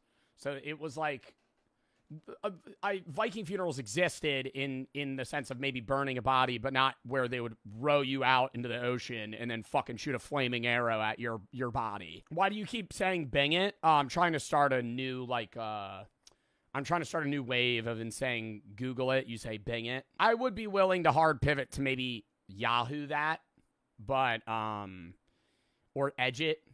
I would, yeah, like I don't know, but that if I say let me edge it, that might be. I don't know. The Valley of the Kings is one of the most important archaeological discoveries in history, but it is also one of the most haunted places on Earth. The first tombs were constructed. I want to go. I don't want to like uncover burial sites or tombs, but I want to go inside the pyramids so fucking bad to like actually witness and stare at like etchings that somebody put into the wall fucking thousands of years ago is so cool. Around 1500 BCE, and for thousands of years, Egyptian pharaohs and nobles were buried in the lavish rooms. That's what I'm going to say. I watch some people. There's like YouTube videos, people like being like, "Oh, I'm going into the Valley of Kings or whatever, the tombs and the pyramids." No. I'm so claustrophobic. Try not having a panic attack watching one of those videos. Go ahead. Watch a guy go up these stairs. Like there's this hallway to get to the king's room. You have to go. But this is exactly where I would want to go though. I'm not saying I don't want to fucking go in the claustrophobic part where you got to climb up a fucking half broken ladder that's like fucking 2 feet by 2 feet and you're just like breathing out so you could shimmy through. I would want to just go here. This huge, steep, narrow thing, but also it's one way, so people are also coming down. So you're like trapped in this thing, and there's like watch a video and try not to have a panic attack. Go ahead. Challenge impossible. I don't think I would have a panic attack. However, it would remain relatively untouched until 1922, when Egyptologist Howard Carter discovered King Tut's tomb and unleashed the mummy's curse, which that everyone knows King Tut, but and then everyone there's a lot of movies about mummies and all that kind of stuff. But the string of events that happened after that motherfucker opened that tomb is kind of odd. I will say that. As soon as the tomb was open, nearly everyone tied to it began to die off in mysterious ways. This is no shit. It's very weird. To the point where I'm like, this might be the only story on here where I'm like, Well, the only story where it actually has some sort of like grounding in that it's a curse or a ghost. The first one to go was George Herbert. He was at the tomb when it was open and paid for the entire expedition. He died from mosquito bite that led to blood poisoning only 4 months after the initial opening of the tomb. Which you could be like, all right, hey, it's a mosquito bite. Unlucky. It's gonna happen. I mean, what the fuck? Yeah, mosquitoes and malaria have killed half of the people ever born.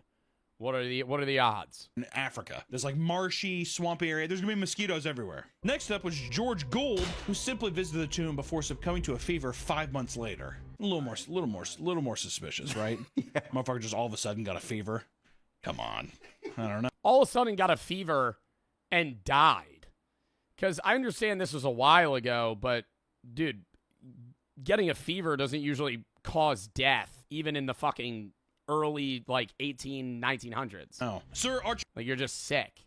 Archibald Douglas Reed was invited by Howard to perform the x-rays on Tut's body, but died from cancer related to x-rays before he could make it to the tomb, which, to be fair, they probably didn't have very safety good precautions for the x-rays back in the day, but still kind of scary. The next two to die were Asa Mace, who worked with Howard Carter to excavate the tomb, and the other was the Honorable Mervyn Robert Howard Mullock. They all died. Not one of them lived. Do you think after 5 of them died in your group, you're like the last one alive and you're like, I'm fucking cooked? How many, if you and like 6 of your friends open up fucking King Tut's tomb, 3 of them die, I'm going, this is surely a Final Destination-esque scenario we're in.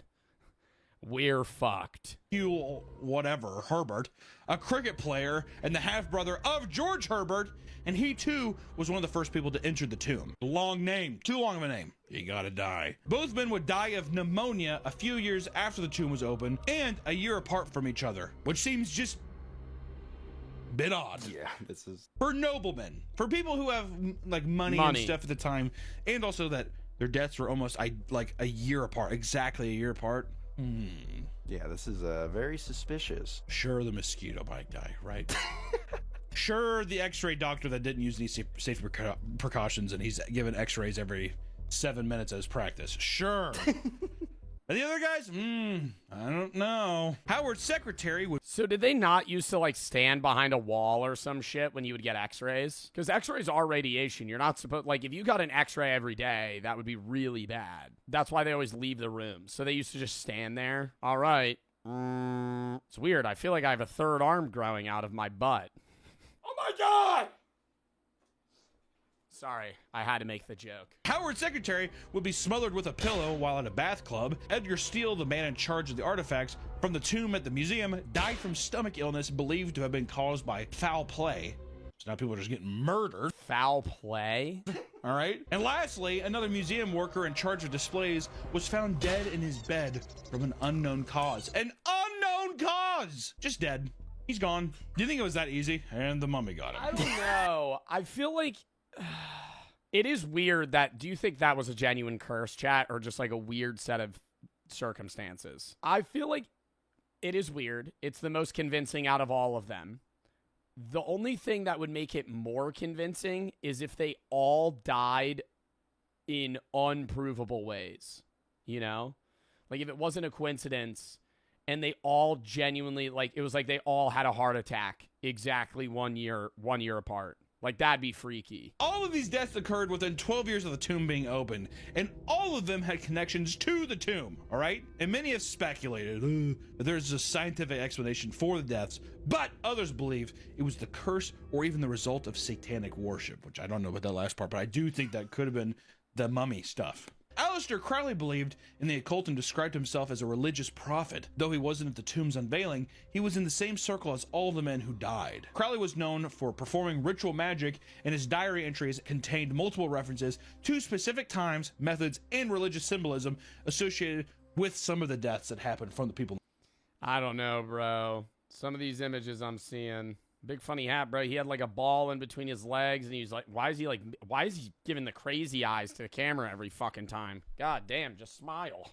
Fuck. To note that Crowley was in London at the same that is not his resting face. Time of each of these deaths. Like, or just like make it like, I think he did it. And all of those convicted of the crimes were his friends. If you manage to escape the curse of the mummy, you can expect to see plenty of other ghosts walking the valley at night. The most commonly spotted is a chariot driven by a small man who rides only at midnight. It is said that the sounds of horses pounding on the ground and whips cracking are common before it approaches. Witnesses describe the chariot differently, with some claiming it blazed as it passed by. It's totally lit on fire. I know it's just not a little. Part of me thinks with a lot of these things that like the latter half of the witnesses of like the ghost creatures are just like trying to be a part of the group, you know? Like I would get maybe the first person being like, I think I just saw a fucking ghost chariot. And then somebody else like a month later being like, I think I saw a ghost chariot.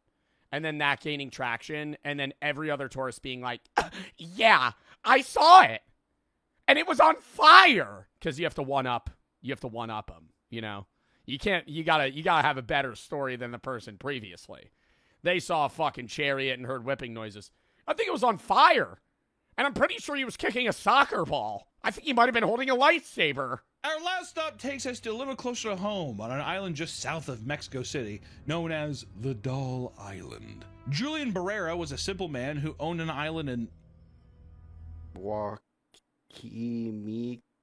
Milco Canals.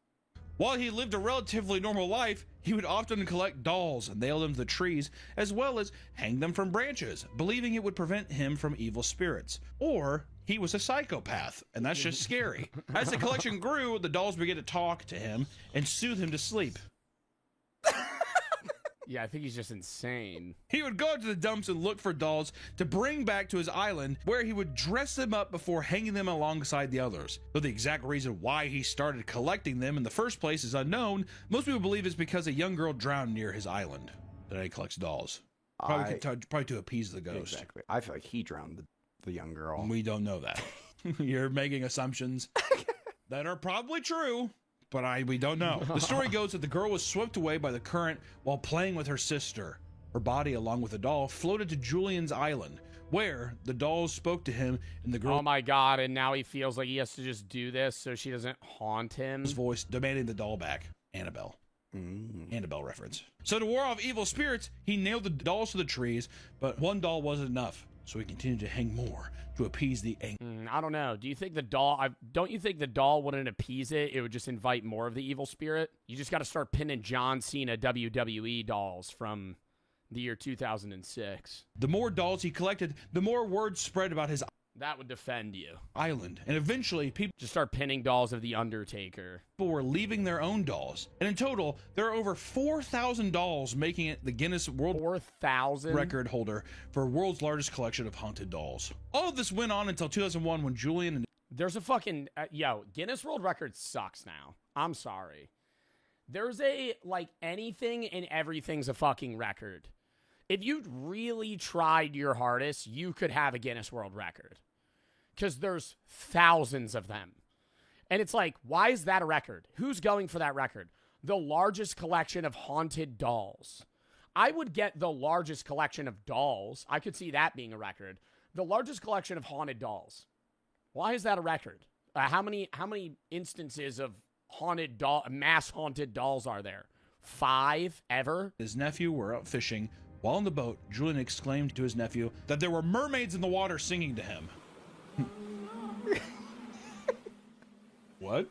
Before his nephew could even react, the old man was found dead, face down in the water, allegedly in the same place where the girl had been found. After his death, the island only seemed to get worse as other people began to see and hear some mermaids in the canals around the island. And throughout the island, thousands of dolls are said to move and talk during the night, but there are a few dolls in particular that paranormal investigators are interested in. The first doll ever hung up is inside Julian's former one-bedroom home. They have specific dolls that are more haunted than others. I thought it would just be the whole island's haunted by the fucking dolls. People who have gone near it have claimed to hear it talk and demand for more dolls on the island, which is fucking creepy. Also, just want to say too, the visual of tons of those, and then to think at night they all start talking, that's pretty scary. Yeah, that's kind of a cool visual. $4,000. If the doll asks for more dolls, you just bring something that's not on category at all. You just show up with like a Bluey plushie. Is this okay? It's all you could find at the gift shop. You bring Elmo. Just fucking staple him right to the tree. Dolls talking. $4,000 being like, all right. No wonder Julian's just like, the mermaid is into me. You know what I mean? And bring me your doll, I need Beanie Baby. You bring me Beanie Baby hanging on a tree. The second doll, Augusta Tinta, was said to be Julian's favorite and the one that he would talk to the most. It said that when Julian was alive, the doll would walk around the island at night, protecting him and even curing his illnesses. The fuck kind of Christ-like doll is this thing? Fuck's sakes. But then why did he die in the same... I don't understand this shit. He did all this for nothing because then he ended up drowning the same way. That's like... I feel like this is just like a tragic sequence of events. There's a small shrine that surrounds Augustinita where people leave small offerings in hopes that she will protect them too, which is fun. Mr. Beast goes there. All right, guys. So this is the most haunted doll of all of them. And usually it's customary to leave some sort of offering so it doesn't haunt you later. And look what I have. It's just it's the new Reese's cup not Reese's cup. It's the new peanut butter cup Feastables bar. And Nolan's head. Just kills Nolan right on film. All right. That was a fun video. I enjoyed watching that.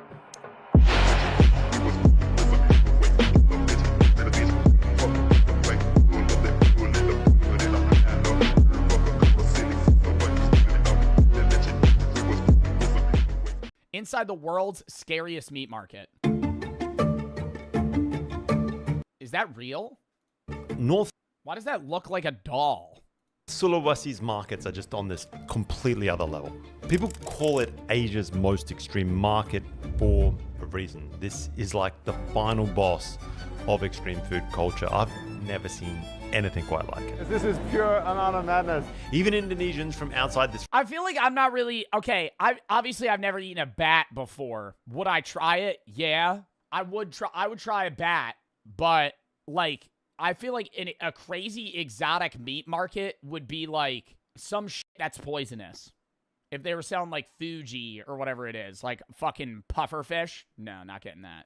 That's how you get COVID? Dude, then I'd be patient 0. Downright terrified of this place. It is not... Fugu, not Fuji. own, to have everything you That was just a duck. can imagine. Cats, dogs,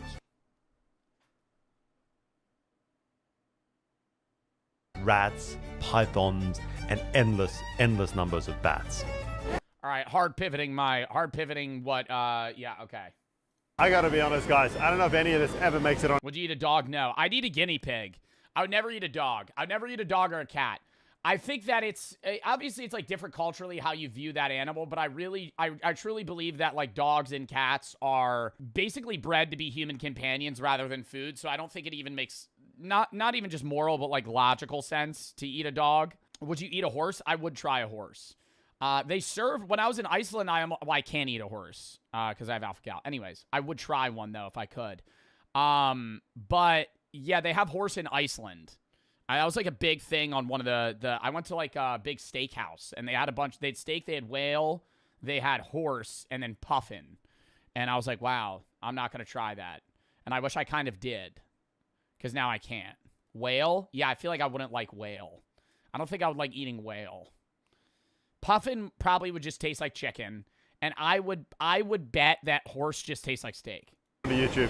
And what I would bet horse tastes like steak. What appeals to me like is that word for word. Isn't about some kind of crazy shock value. It's not some weird medical claim that's driving the appeal. It's not novelty for tourists. It's none of that. This is what people eat here for Christmas dinner. In Tomahan for Christmas, you Oh, is this like festivity? Like this is like where people splurge. eat like bat. Yeah, we do. Like that's the specialty. Correct. And what outsiders see as just completely insane, as extreme, is just everyday Minahasan culture. It's part of the tradition here that just never really modernized. So why does this still exist? The wing is the best. I mean, isn't it becoming more and more outlawed to eat like what would be considered Western pets in Eastern countries? Like, I feel like I've seen a lot of shit where it's like becoming more and more, I guess, normalized to just like not like, hey, don't eat that. Like, I know that's obviously a stereotype too, of like Asian people, which is just racist. But I'm pretty sure that's like in most Asian countries, that's like not even really a thing. That's crazy. It's the best bit. Yeah. In my family, everybody will just like, fights for the wings. Yeah, no kidding. Here's my plan. We're going to check out a few of these markets to see if the food is actually mainstream or if these are just... What do you think bat would taste like? Like a bird? I feel like it would taste... I feel like it would taste really bad. Like chicken, but like something's off. Like something's really not right. Like, just like a mixture of like chicken and turkey. Few fringe stalls that are pushing this narrative on the rest of the world. Crocodile? I've eaten crocodile or alligator. And I'm going to... I never know which I've eaten. Push myself to the limits, of course, by trying this stuff out at a local restaurant. Check it out. I think a dog would be the line for me. I would try like horse, I'd try guinea pig, I'd try rat, bat. I couldn't eat something that, like, I have as a companion. I would not be able to eat a dog. A cat? No, that's what I'm saying. Like, anything that I would say I would classify as, like, a pet. Obviously, guinea pig's a pet, but it's like I don't really have an attachment to, like, a guinea pig. If I'm the only one there. And finally, we've got to head out to the source. We've got to trek into the jungle, try and find some locals to take us on a true hunt and see if we can see... What is that? Oh, my God, just right over the flames. How this stuff holy shit, just cooking him with his fucking organs in and goes everything. down Sulawesi style. It is pretty thick Sulawesi jungle, and for just some tiny ass little rats, it is wild. How do you catch a rat in a jungle? I feel like I would starve to death in the wilderness in fucking days, bro. How does somebody catch a rat? I would be running around that thing. Like, you would have to set up a trap.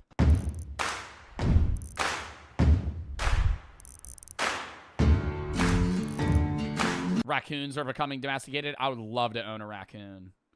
They're little bandits. Wait, where is this? Sulawesi. Have never seen this on GeoGuessr. In Indonesia. I never guessed that island. Just like...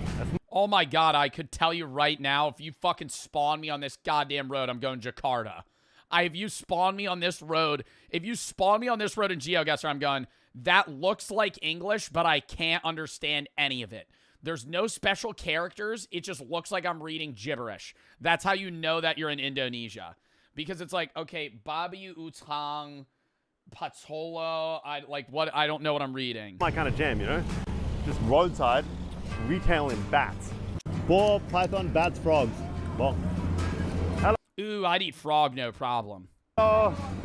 They're skewered on sticks like some kind of popsicle from hell. What an entrance to a market. We didn't even get there yet. We just saw this roadside guy just hanging out here. I have bat blood dripping all over my hands, but if you ask me, that is a good start to the morning.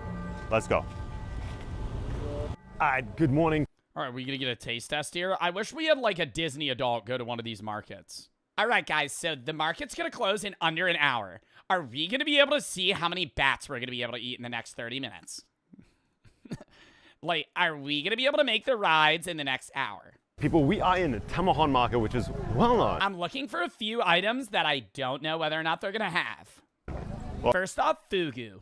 Poisonous fish. Has the reputation of being... Are those eggplants? One of the craziest meat markets in Asia. I gotta admit, so far, it is beautiful. But we're about to step into the meat section, which of course is where you beeline to when you hit an Asian market. I would act like I'm an expert. I'd wander around. I'm staring at a dead bat. I'm just like, hands behind my back. I'm just kind of pacing like, how much? Ooh. Ooh.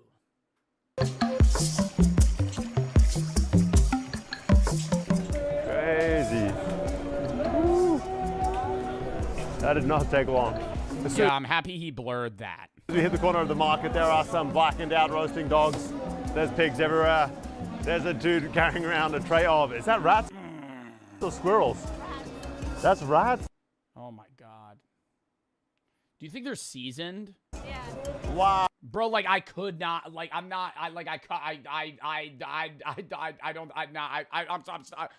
oh my God, I don't think I could eat that. I know I'm stuttering. I'm like, holy fuck. Oh, if you guys know anything about me, you know I'm very much a rat I don't fan. think I could eat that. I would try it, but like, dude, I would want you to just hand me a piece of meat and just be like, tell me if this tastes good. Don't tell me what fucking animal it is. I don't want to see the whole dead rat and be like, all right, I'm going to buy it on a stick. Of the market, there are some blackened out roasting dog squirrels. That's rats? Yeah. Wow. If you guys know anything about me, you know I'm very much a rat fan. I don't know why it's become this kind of like sick addiction. Jungle rat here in Sulawesi is a huge, huge thing. But we're going to venture a little bit deeper into this market and see what else we can find. The second you step in, it is just absolute sensory overload. There's not one or... Oh my God, I love that guy.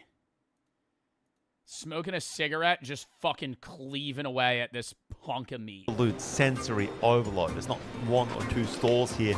Every vendor they're all doing it. Is just stacked with jungle fare. And one thing mainly jumps out. Bats. They are everywhere. They're stacked on trays. They're hanging on hooks. Vendors are flapping them about to try and attract customers. Oh my God, guys. I don't think I've ever seen a market like this. This is pure and utter madness. It's just like, we are 2 steps in. I thought I'd have to hunt down the exotic meat, but this is like next level. And the sight is wild. But the smell is what really brands it. Just burning hair, charred skin, blowtorches, firing up the... Yeah, like, I don't want to say are they overcooked, but the bats are char black. Is that just... Are they not cooked and they look like that? Like, I'm going to be real. I don't think I've really ever seen a bat close up in real life. I know they have, like, fur, but you only see them in the sky. Second an order lands. We have huge pythons hanging from this structure. The boar is everywhere. Obviously, not that common in Indonesia. I'm so used to not finding pork in Indonesia at all, but this is a Christian area, not Muslim. So there's plenty of wild boar everywhere, just like hair on, and wow, there's some big... That lady had a Gucci shirt on. That's right here. You think that shit was real? It's a little B-roll. She kind of looks disgusted by that. That is wild. Oh, wow. All right, guys. That, I've got to admit, is kind of gnarly. Just the texture, the kind of wetness on my skin. Oh, God, it's wet? The like mini claws that are biting into my hands. rubbery nature of it. It is just like one ugly looking creature. I guess we do like the Is that its penis? locals do. We buy a couple of these bad boys and we got to cook one up. Do you eat the? Do you think the wings kind of taste like chicharrones? So this is how they Could get behind that. normally sell it. So the same like that, slightly roasted. Yeah. So it's easily they will, when someone's coming in here and buy it, that will be clean all the stomach part. Yeah. And that's it. And then sometimes you can ask them to chop it or not, just like this. Oh, you don't eat the wings? He's taken off the wings. I think he's going to give it a quick blowtorch so that it ends up a bit more like these guys hanging out down here. The hair singed right off with a blowtorch. Okay, there seems to be a pretty specific set of features that we roasted down, like the claws, like the hair right off the body. What we have now is this like naked bat. And then it's broken down. Shoulders cut, chest pried open. How much do you think the back costs? What's left $5 is hacked into chunks, ready for the pot.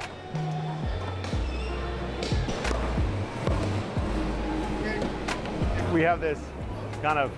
Bro, I'm eating right now. I could eat watching this, no problem. I never understand that shit. Oh, dude, I'm eating. Oh, dude, I'm eating. You're not watching somebody throw... Bro, you know what you're eating? You know what you're eating? Probably a dead animal. You know what you're looking at? A dead animal. What the fuck? I mean, the disconnect's unreal right now. You're probably eating chicken wings, watching somebody cut a bat up, and you're like, oh, no, this is ruining my vibe. You're eating a dead animal. Lovely assortment of bat parts ready to roll. Okay, thank you. All right, thank you. We got a sub, people. Yes. Oh, thank you, sir. One package bat ready to go. I want to see him eat it. When are you going to eat it? This looks like a nondescript house in the middle of Sulawesi, but in fact, it is a restaurant. And inside, they have some of their local specialty dishes. This is like a common local eatery. It's not like you got to go to someone's backyard who cooks up special Chinese medicine infused, whatever, like you might find bat and cobra done in Jakarta. Here, it's... See, cobra's a no-go for me because that thing's fucking poisonous. Like, anything that kills prey by, like, poisoning them to death or, like, inserting some sort of venom is a no-go. Like, I wouldn't want to eat that. You also have alpha gal. I could eat a snake, Zod. Snakes aren't fucking mammals. a staple. So we're going to check out how it's done right now. Let's go. The Minahasan people are devout Christians. How do snakes have sex? I'm not Googling it. And it is absolutely everywhere you look. You walk into a restaurant even, and you can just feel it everywhere. There's crucifix. They don't? No, they do.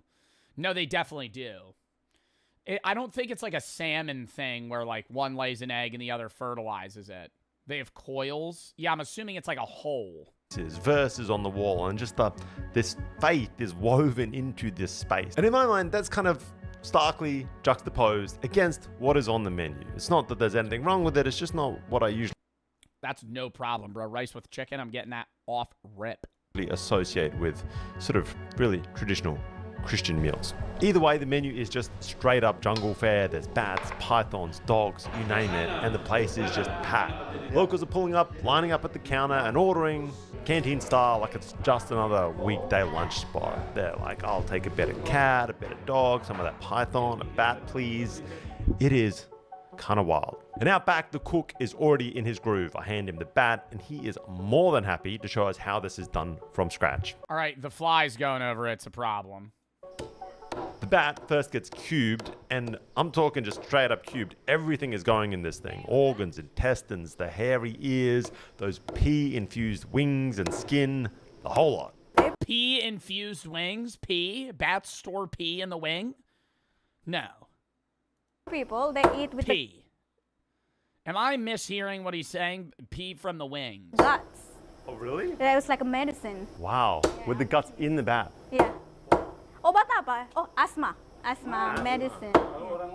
For the traditional remedy, they will get the guts out and don't know, some like mix with something, and you can do for asthma remedy. And by the okay, I like they're giving a time it hits the pot, I'm already questioning my life decisions.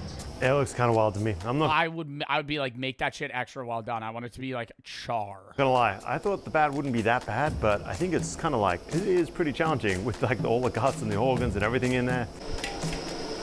Yeah, honestly, I don't think the bat's the problem. It's that it's eating, like he's cooking everything. If it was just like, oh, we're gonna take some of the meat. After a good 20 minutes or so of boiling, the bat is then set aside, but the wok water, notably, is saved. The broth, they will drink it. So that's how they keep strong or maybe healthy, just like traditional medicines, apparently. The wok is then refilled with oil, and the cooking shifts gears. We're gonna add some lemongrass, garlic, huge spoonfuls of chilies, shallots, ground turmeric, and then, of course, the bat. And on top of all of... Hey, they're kind of saving it. They're kind of saving this right now. It kind of looks disgusting still, but like what they're adding, maybe I'd give it a try. This, he pours back in that leftover broth, that rendered down stank, just to add a little bit. I need to smell this. Can YouTube implement a system where there's like some tube that just emits whatever this smell is? That would be if it smelled rancid, I would throw up. But if it smelled like chilies, I'd probably be able to eat it. More funk to this water. I'm not looking forward to this bat anywhere near as much as I was the python. I don't even know if you guys saw the python. Might be a different episode. We're then going to hit this with some pretty intense heat. Just basically stir fry it up. Just like that, we have one bat cooked up Minahastan style, ready to serve. It looks gross. If I'm being like to me, like that's an intestine or something there. I wouldn't want to eat it. But like I'm not judging anybody that would. I just think that I would not enjoy that.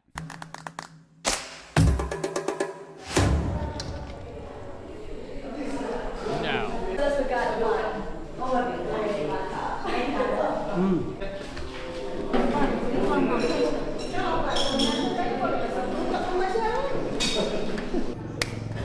Hi guys, we have here a giant bowl of sliced and diced up bat. Well, it looks more edible now than it did earlier, I've got to admit, but regardless of how much extreme food I have eaten, this is... I think the texture would be a big factor. If I bit into something and I got like I was biting into like a ligament, that would induce instantaneous vomit from me. Like it would be like just like in the same motion I would throw up. Or if I like bit into like an organ of some sorts and it like kind of popped in my mouth like a gusher. I have eaten, this is probably going to push me to the limits. There is something about a bat with its reputation, and then seeing this thing cooked with just like all of its guts, with the broth added back in for like extra flavor from it being boiled. But this place is packed, everyone's chowing down on a bat and python. Oh, is that a bone? So, if everyone else is doing it, I guess we dive right in. Nice. Dive right in. What do you mean? I guess we dive right in, dude. You're doing a fucking Squidward bite right now. What the fuck is this? Oh. It's tough. And it's tough. Your skin is just so tough. It's wild. It's almost like a leather. Just eating that, you gotta really work it. You know, you guys might not have seen it in this episode, but I literally just chowed down on a bunch of python that was cooked this exact same way. And I was under the impression that it would be very much the same flavor profile. You cook two animals in the exact same recipe, but this is completely different. This texture of a frog, it is just the craziest, oddest creature. There is nothing like this. That is for damn sure. It's got a bunch of this black skin. Oh, there's hair on it. Oh, I don't know if I can do the hair. That is, wow. Look at that. Sorry guys, I draw the line at the hair. That is bonkers. You gotta really work this thing to get at this meat. And I thought this would almost be rat-like. Well, let me tell you, this is so much of a leaner animal than a rat. the organs were placed in here with this as well, and that is clearly like a kidney or a liver. And he said this cures asthma. Now, I don't have asthma, but it's put in there for people to eat. We're gonna chow down. Sort of powdery. That's almost better than the meat. Like, so Honestly, I'd probably rather eat that. I'd probably rather eat. No. I know I had a kind of like a guttural reaction when I saw it, but I would rather eat that because I feel like it would be more akin to like something that I've eaten already versus like just the weird bony bit that's covered in like tough skin. You eat it? The wing? And why'd they cut off the wings and fucking get rid of them? It's like lots of people, that's most favorite part, the wings. I think what we have here is like an elbow, you know what I mean? The middle of that middle knuckle of a bat wing. And this is apparently the prize bit. So we're gonna try it. Here we go, guys.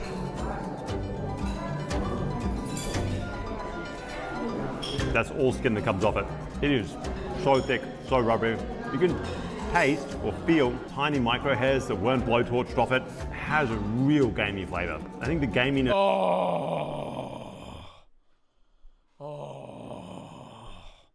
See, that's what I would be fearful of. I bet like raw that with all the seasoning stuff probably smells fine.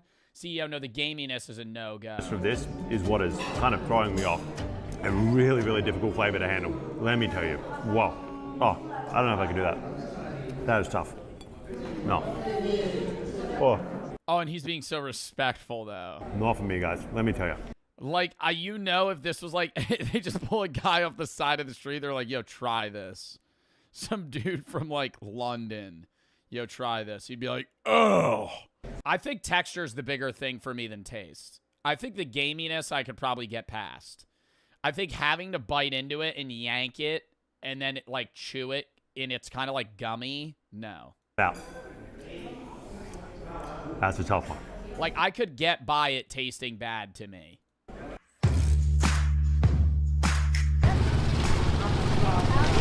All right, market number 2, people.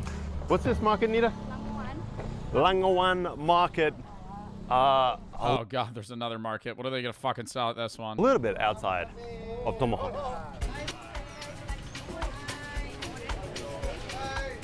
Oh, is this even for food? This looks like betta fish. Nah, that shit looks good. That shit looks good, though. What is that? That looks like smoked salmon. Hi guys, this market seems wild right away. We've got these huge kind of grilling stations behind the various stalls, similar to what we saw in Tomahawk, where once you order something, it just gets one more blowtorch, maybe to clean it off before you hike it back home. I see huge chunks of python getting grilled off, the dog in the corner. There is bats absolutely everywhere. And again, it just seems to be like a primary meat in this area. It's not just like some kind of novelty. Cat, python, more cats, dog. Wow, I wonder if you can even show cats. Guys, these pigs, these long-nosed pigs, is just wild, right? The lamest people on the internet. The internet's got its variety of niches and groups, but I think I found the lamest one. You know, Looks Maxes. This is them, but like even lamer somehow. Look at this. Blackpilling. Bro, I keep getting on like blackpill content. Like people use this one clip of me where I say the first thing that somebody recognizes about you is your looks, and that's how they determine whether or not they're attracted to you. But then after that, I talk about how the majority of building a relationship and actually getting somebody to like you is your personality, and they just cut that off. So they just cut that off. So they put the clip of like me saying, hey, like people, the first thing that somebody notices about you is your looks.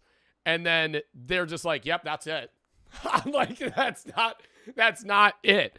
Like, I will say, yes, I think when you find it, like finding somebody attractive is off looks. Like that does matter more than some people say it does.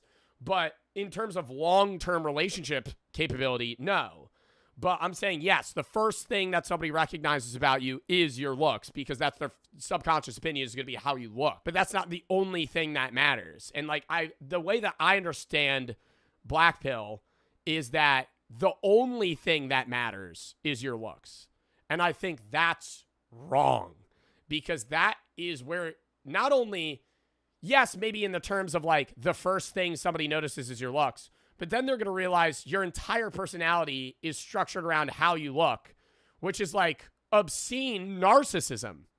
Like it's just building a fucking rapport within yourself of like, I look great. I look great. I look awesome. This is how I need to look. I need to change my haircut. I need to start mewing. Maybe I should get facial surgery. Bro, you're 20. Bro, your brain's not even done developing yet. You're going to get fucking plastic surgery at 20 years old because you think that you don't look good? Like, it's your life, fine. But I'm saying, like, don't think that, like, that's the end-all, be-all on whether or not people are going to like you is how you look. It's because they take, like, the idea of black pill is they take something that isn't absurd to say and then make that the only thing that matters. Like, good-looking people get better connections in life. Is that true to a degree? Potentially.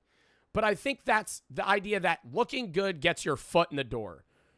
But when you only care about looking good, and then you get your foot in the door, and they're like, okay, hey, and they start asking for your qualifications, or they want to learn about you, and you're the most dull person ever, because all you care about is whether or not you look appealing.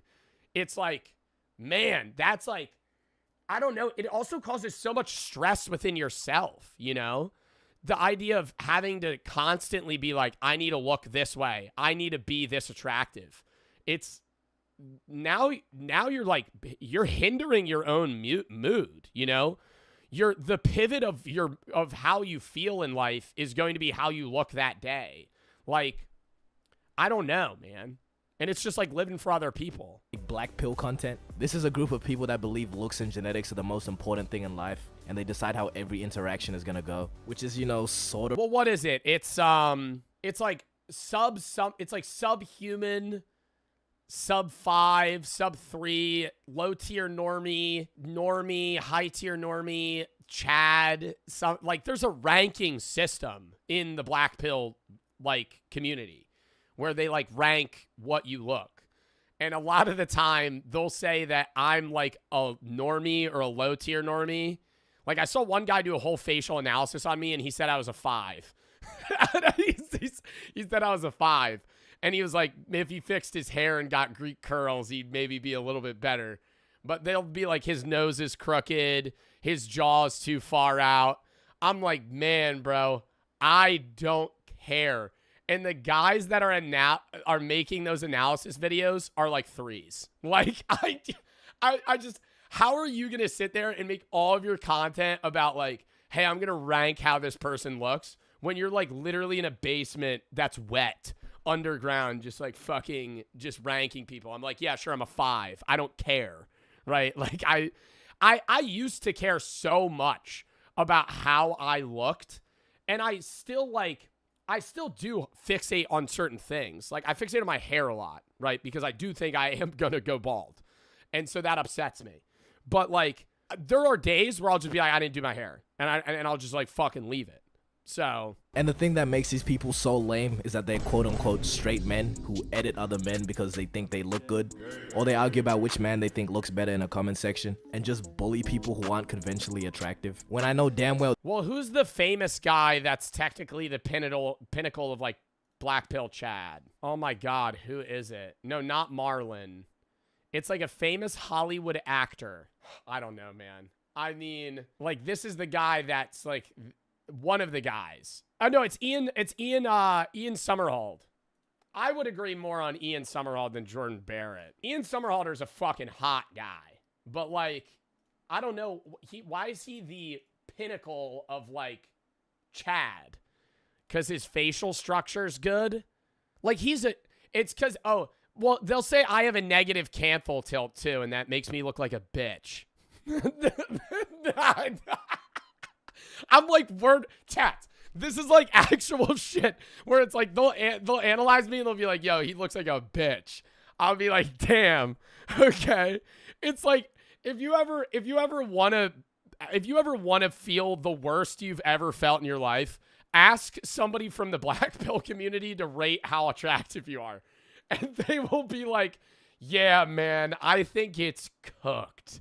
You're so ugly. They'll be, and I'm like, God damn, man. Like the fucking standards we have. Oh, these people are behind their desk looking like this and telling me this guy's right eyebrow is bigger than his left, so he's cooked. And then proceed to tell me this is the peak of male beauty. Yeah, man. like cheap. Bro, actually, some shit that looks like you got plastic surgery. Alright, bro. As a part of this video, I've looked into the species I'm a cold. Honestly, bro, I think the biggest thing about attractiveness is how you carry yourself. I've seen, and you could say this is like some glaze shit. I've seen a lot of guys that own how they dress. I think that's a big thing. What you wear changes how appeal. Like that's more important than like I need a Mog in fucking Muse so I could fix my facial structure. Bro, if you got like good drip and not like good drip where it's like I need to wear what people want me to wear, you wear drip that you fuck with and you like and you own it, people find that attractive. I'm not trying to say like Adam Sandler, right? That guy's old, but like Adam Sandler owns his shit. Like that's an attractive trait for him to own the fucking baggy ass basketball shorts. He looks like a cornball. Like he wears cornball fucking clothes, but he owns it. And so nobody cares. It's not cringe. Like if you own your shit, people are like, fuck with that. Because it's like a level of authenticity rather than trying to be somebody that you're not. People recognize fakeness and they don't fuck with people that are fake. And a lot of the time, like BP community people are trying to be somebody that they feel like they need to be rather than somebody that they are. People or black pill people, I've studied their behavior and learned their lingo, and really I don't like what I found. And just to be clear, black pill is more like an extreme version of looks maxing, not necessarily all looks maxes, but you know, drag making that distinction. The first place I looked to study these creatures was TikTok. There's a good chance that you've come across a black pill edit or two. Normally what these consist of is a stitch of somebody's face. No. The fucking music they use though is peak. I gotta say, if you see a BP edit, the video is fucking awful. But they edit it to where it's like, damn, this is like not convincing, but mildly interesting.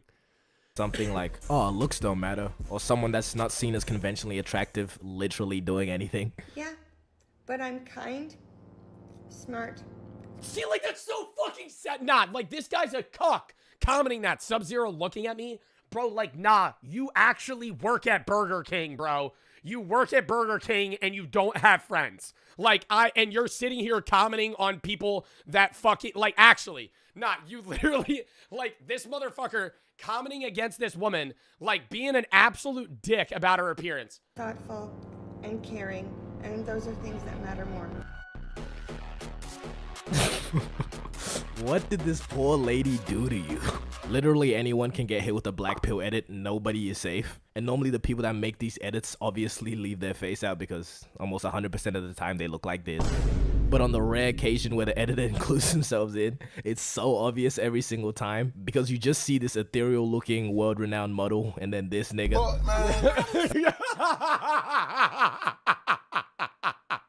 Okay, just try and figure it out yourself. Let me show you an edit and I want you to figure out which one is the person that made it.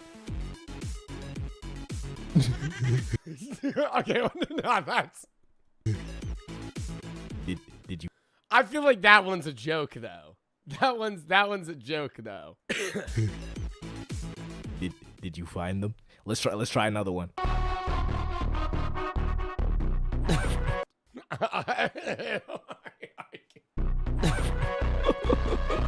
People in the comments are just flaming this nigga too. This guy just replied with this image. Fitting. I don't know where this nigga thought he was going with this. That's not a sneak in, that's trespassing. Twin, being nice does not cost anything. Okay, but on TikTok you also find the higher ranking BP people having mug-offs. Bro, like what the fuck? This is an actual thing? A mog off? And they're getting donations to see who looks better. This guy's making like a weird rock smolder right now. This guy, I feel like this guy got the mog off probably. I'd vote him winning. But can we address the elephant in the room though? This BP business is kind of zesty. Really look at the facts here, alright? We have men editing other men. Yeah, it's like full focusing on other guys' attributes and being like obsessive over how they look. Because they think they look good. And I've looked at how these people act and speak too. They worship Marlon like a deity because they like the way that he looks. I don't know about you, but that sounds a little sus to me.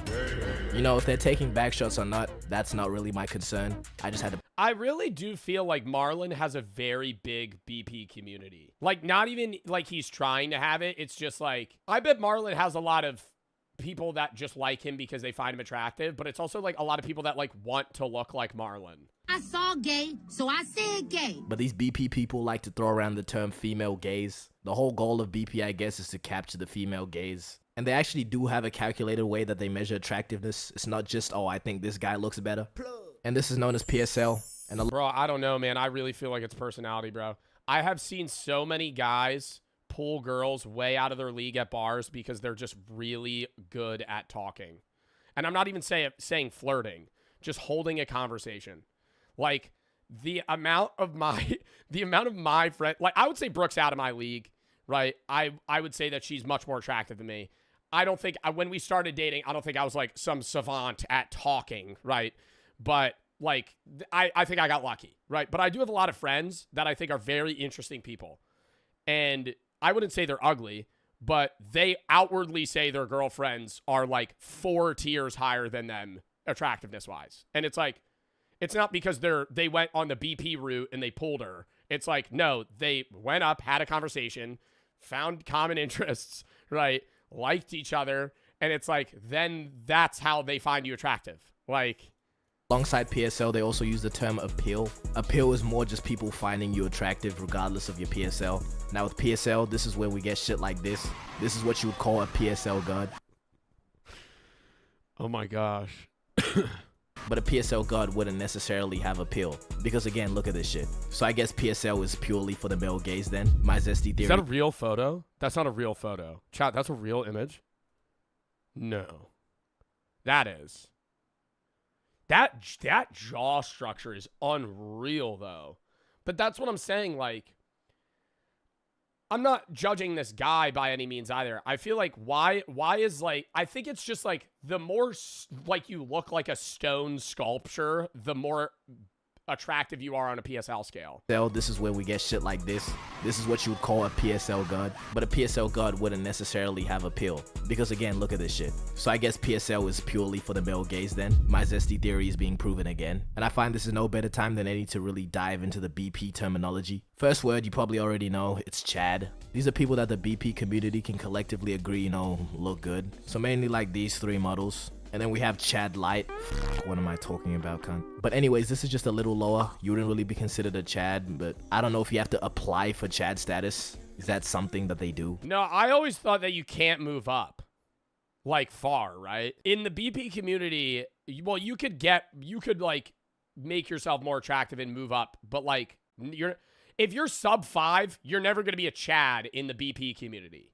But if you're like a Chad Light, if you got like a different haircut, maybe like they'll fucking up you. I don't know. I don't know. But if you're an unidentified attractive person, you're what's known as an unknown slayer. Like this random ass kid in the back of this video, he went viral on TikTok for a little bit.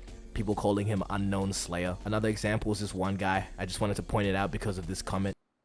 Nigga said bro is real life Marlon. Bro, what the fuck is you even talking Real life Marlon, like Marlon's an anime character that doesn't exist.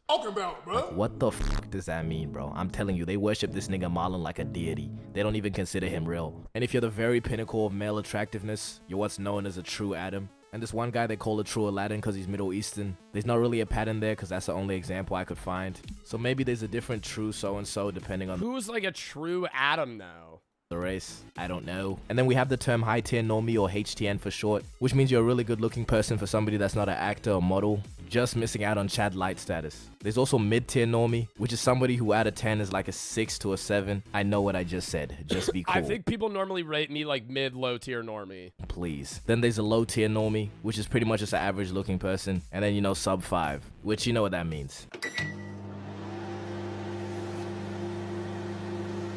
That's pretty much all the dumbass terminology these niggas use. But we also have the president of Black Pill, Clav. You know, interesting guy. People call him the insecure final boss. Marlon Moggs. Didn't he say, oh my God, wait. I know this clip. Marlon Moggs, all of you? Yeah, but he's black. Yeah, what a fucking comeback. What a fucking comeback. Isn't Marlon also not black? Like, it's just Marlon Moggs, all of you. Yeah, but he's black, so. No, he's not. Reasonable take. But overall, the whole belief with Black Pill is lookism, which means if you're chopped, people are just gonna treat you well. Like, what that means. Like, what an outwardly racist thing to say. Like, it's just like, yeah, but you know. Obviously, people do treat you different depending on how you look. You see how they did Dream? Bro, people who had never heard of him were just flaming him after the face reveal. What do you think the BP community rates Dream? Just because he looked a little bit like Rumpelstiltskin. It's really just the angle he recorded it. He's not even chopped for real. See? But you know, Sub 5? the idea of people... I feel like they do like low tier, normally sub 5. I don't know. It's just like anybody, dude, when you go on like BP TikTok, you realize anybody you like, dude, like Brad Pitt, for example, they probably rate him pretty high. I would say Brad Pitt is a 10. I would say Brad Pitt in Fight Club is a 10. Like, he is so, like a very attractive guy. But I feel like I could say that. I don't know what they rate him, but I wouldn't be surprised if like I would say, hey, this guy looks like a 10, 4.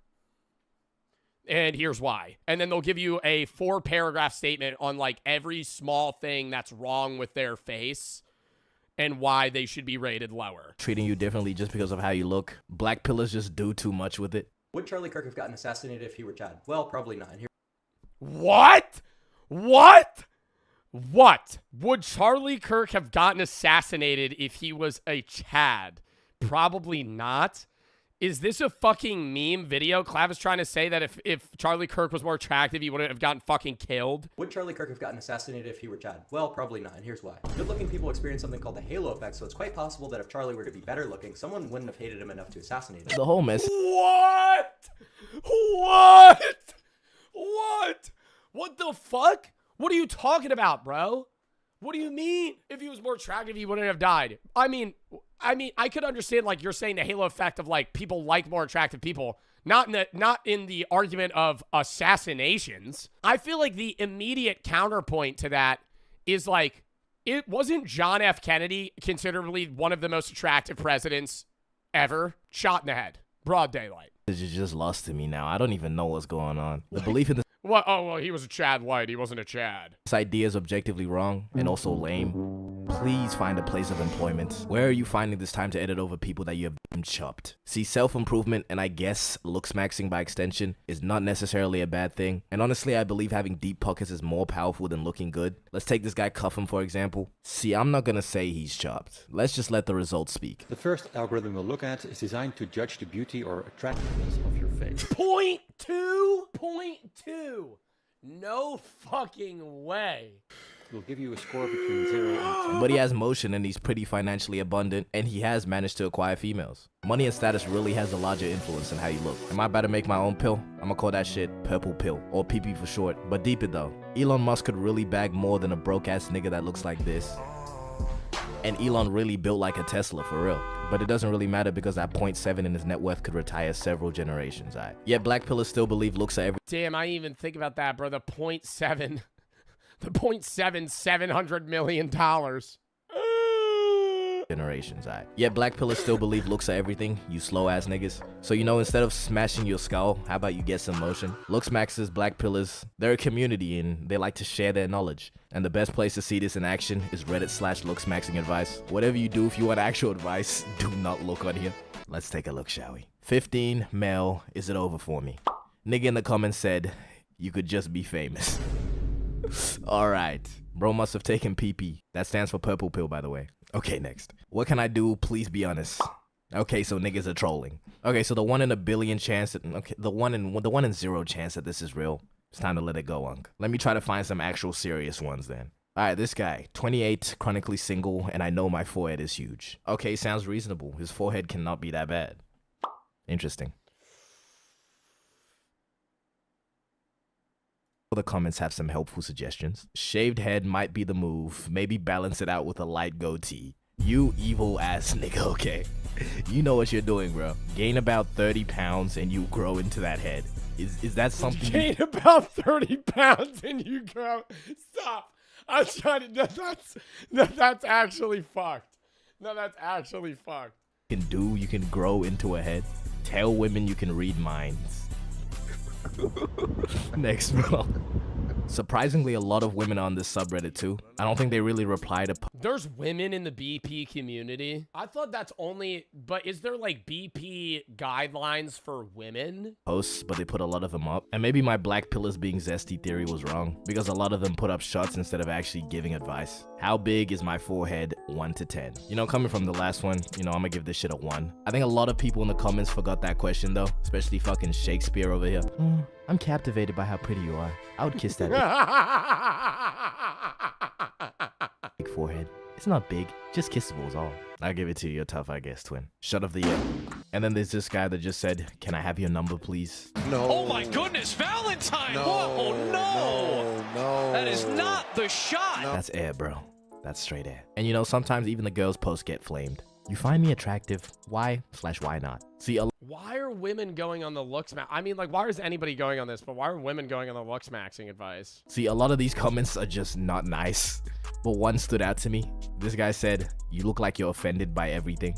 Honestly, not a bad observation. You can't hate it. Okay, the more I dive down this subreddit, the less I believe it's actually serious. Just look at— Yeah, I feel like a lot of it's got to be meme shit. There's probably like there is a BP community, but like, dude, a subreddit that anybody can join, bro. A lot of people are just gonna join it to troll. Some of these posts. Is it over for me? 214 male. It's been over for quite some time, Abe.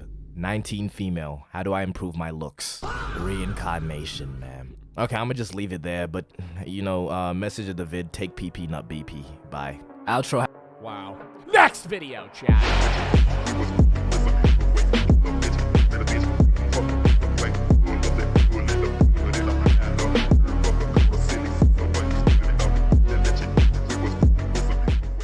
Why Otto Warmbier didn't survive North Korea. For the people that don't know Otto Warmbier, he is the guy that took the poster off a hotel wall in North Korea. They set him back in a vegetative state, and he died. This is Otto Warmbier. He's a 21-year-old American college student. My crime is very severe and pre-planned. No, it was not severe. And I also don't know really if it was pre-planned. I think North Korea's government that killed this guy and effectively tortured him is full of psychopath narcissists that don't understand that somebody taking a poster off your wall really isn't that big a deal. You probably could have charged him for it. I think any other hotel would maybe get him for like vandalism, and it would be like a petty crime, petty theft, but not to the point where he has to be on a big news station and he's pleading for his life. Travel agency. The destination was Pyongyang, the capital of North Korea. On the early morning of January 1st, 2016, I committed my crime aimed at harming the work ethic and the motivation of the Korean people. Are we serious? Are we serious? Yo, they wrote that out for him to say. There's no way. I aimed at harming the North Korean people's work ethic. He took a poster off a wall, bruh. You're acting like he took a on Kim Jong-un's statue. After a night of partying, he allegedly took a poster from the hallway of his hotel. Shortly after, he was detained for perpetrating a hostile act against the Democratic People's Republic of Korea. I understand the severity of my crime. Now he's here, trying to save his life, at the mercy of a totalitarian dictatorship. I have been very impressed by the Korean government's humanitarian treatment of severe criminals like myself. And if— Are we dead ass? Dude, when he got off the plane, that motherfucker got wheeled out. They put him in like a coma borderline. Are we serious? I respect how nice they've been treating me. When he got back, he died. They're very fair and square legal procedures in the DPR Korea. a communist regime that nurtures a deep hate for America. The United States administration already knows about my act through the CIA. And yo, I actually always used to say that I would go to North Korea if they let Americans go there. I'm now changing my mind because I know they would kill my ass. I have talked so much shit about Kim Jong-un and North Korea in general, like so much shit. I couldn't pull up and be like, hello, I love your country. There's no prisoner camps here. You're not killing your people. You're a great leader. Your people aren't malnourished. No. You invented the hamburger. Oh, wow. Oh, your father invented the hamburger. Sorry. Wow. Really? Yeah, you just came up with the idea. Connived at my crime. Soon, the case of this college kid will escalate the already tense relationship between two nuclear powers. North Korea best not make any more threats to the... And I also, bro, I gotta say, it's not, there's no feeling bad for Kim Jong-un, but like, Kim Jong-un is definitively a product of the environment he grew up in. Like, Kim Jong-un would be a regular guy if he had not grown up with his father being a psycho dictator that spoiled him and like ensured that he would be the leader of his nation. Like, his son, Kim Jong-un wasn't even supposed to be the leader of North Korea. His older brother was supposed to. But his father called him a pussy and said that he couldn't lead because Kim Jong-un was better and like capable of doing that shit because his older brother was too into music and was too womanly or something. Like, Kim Jong-un was literally manipulated from the second he was a child to be the leader of North Korea. United States, they will be met with fire and fury. Otto Warmbier, at this point, has no idea what he is about to face.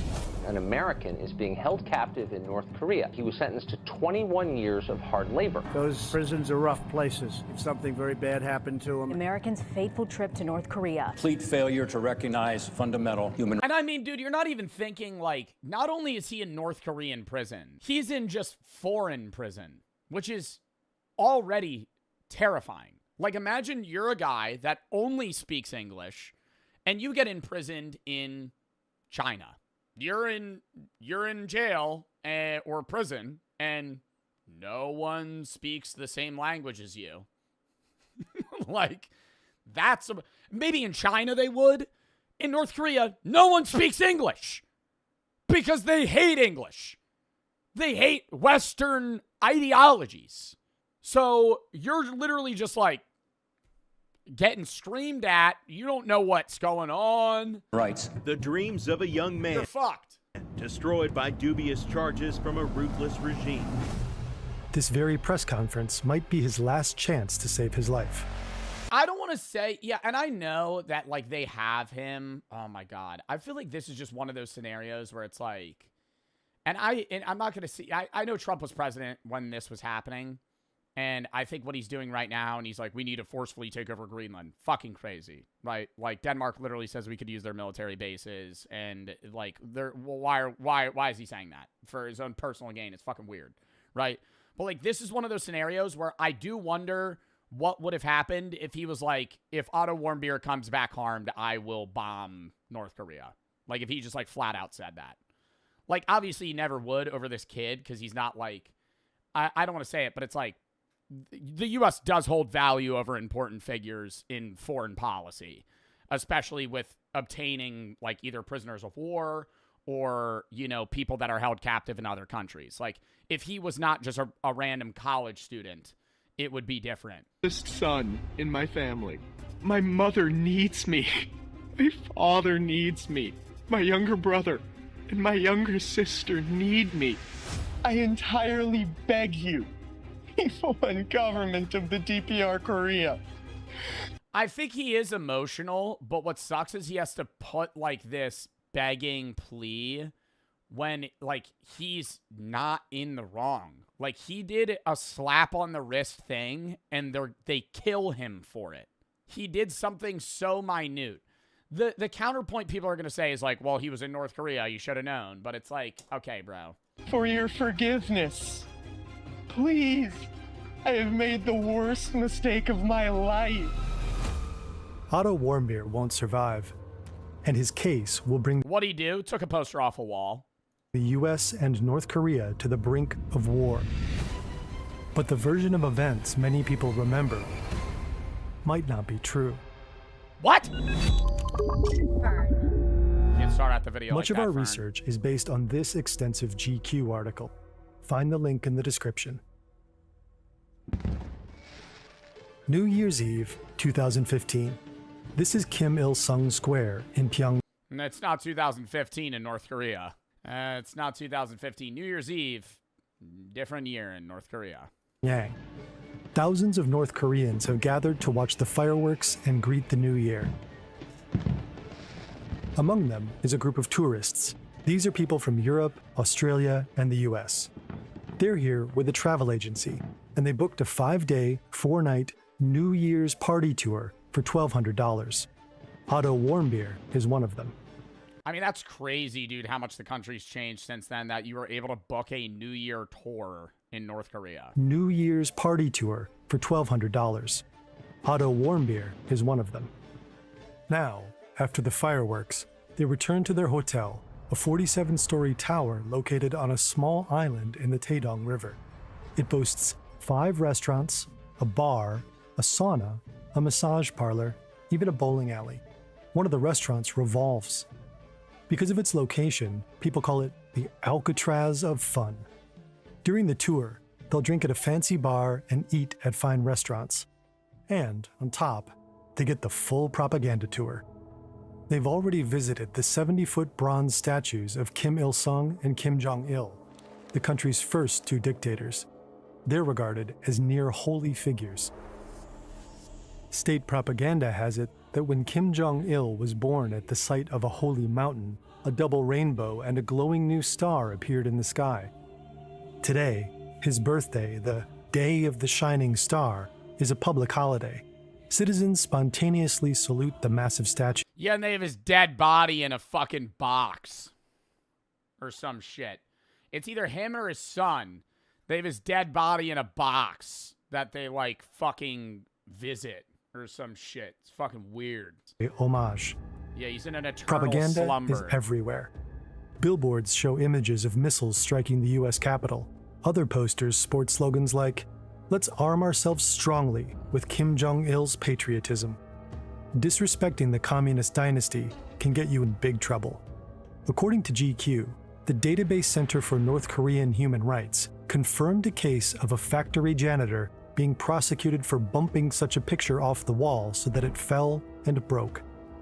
Otto and the other tour members need to be careful. One wrong move, and they could face harsh punishment. Otto was raised in a suburb outside Cincinnati, Ohio, the oldest of 3 siblings. In high school, he was popular, athletic, and smart. At both prom and homecoming, he was crowned king. Speaking at his high school graduation, he quoted Andy Bernard from The Office. I wish there was a way to know that you're in the good old days before you've actually left them. Now, he's majoring in finance. Halfway through his junior year, he decides to do a winter break adventure to North Korea.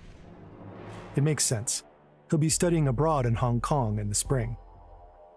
In 2015, the State Department's travel advisory for North Korea is clear. It recommends against Americans traveling there at all. On the other hand, the website of Young Pioneer Tours, Otto Warmbier's travel agency, said that traveling to North Korea was, quote, extremely safe.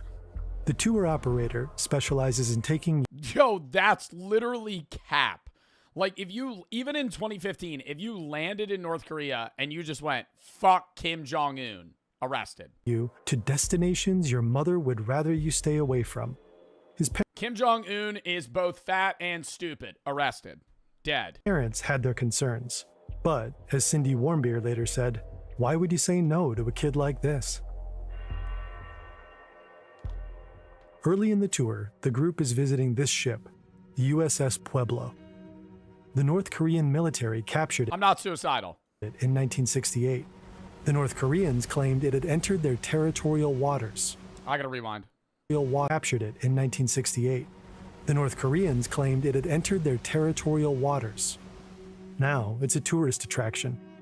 When the North Korean tour guide explains that the ship was seized from the United States, he doesn't say the Yeah, and they always go, oh, with North Korea's might.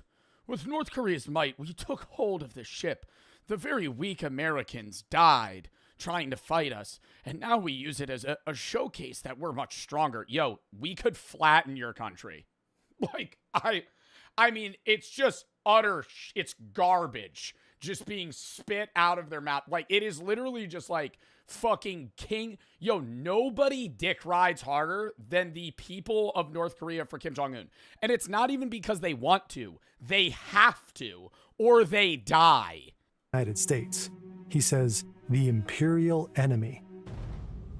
This is not political, chat, bro. I'm not putting a political warning. In 1950 and 1953, the U.S. dropped an estimated 635,000 tons of bombs on the country, plus some 32,000 tons of napalm. Major cities were obliterated. 75% of Pyongyang was destroyed. During the war, as many as 1 million civilians perished. Wow. In 1953, a ceasefire ended combat in the Korean War, but a peace agreement was never signed. Technically, the North is still at war with the South, and with its ally, the US.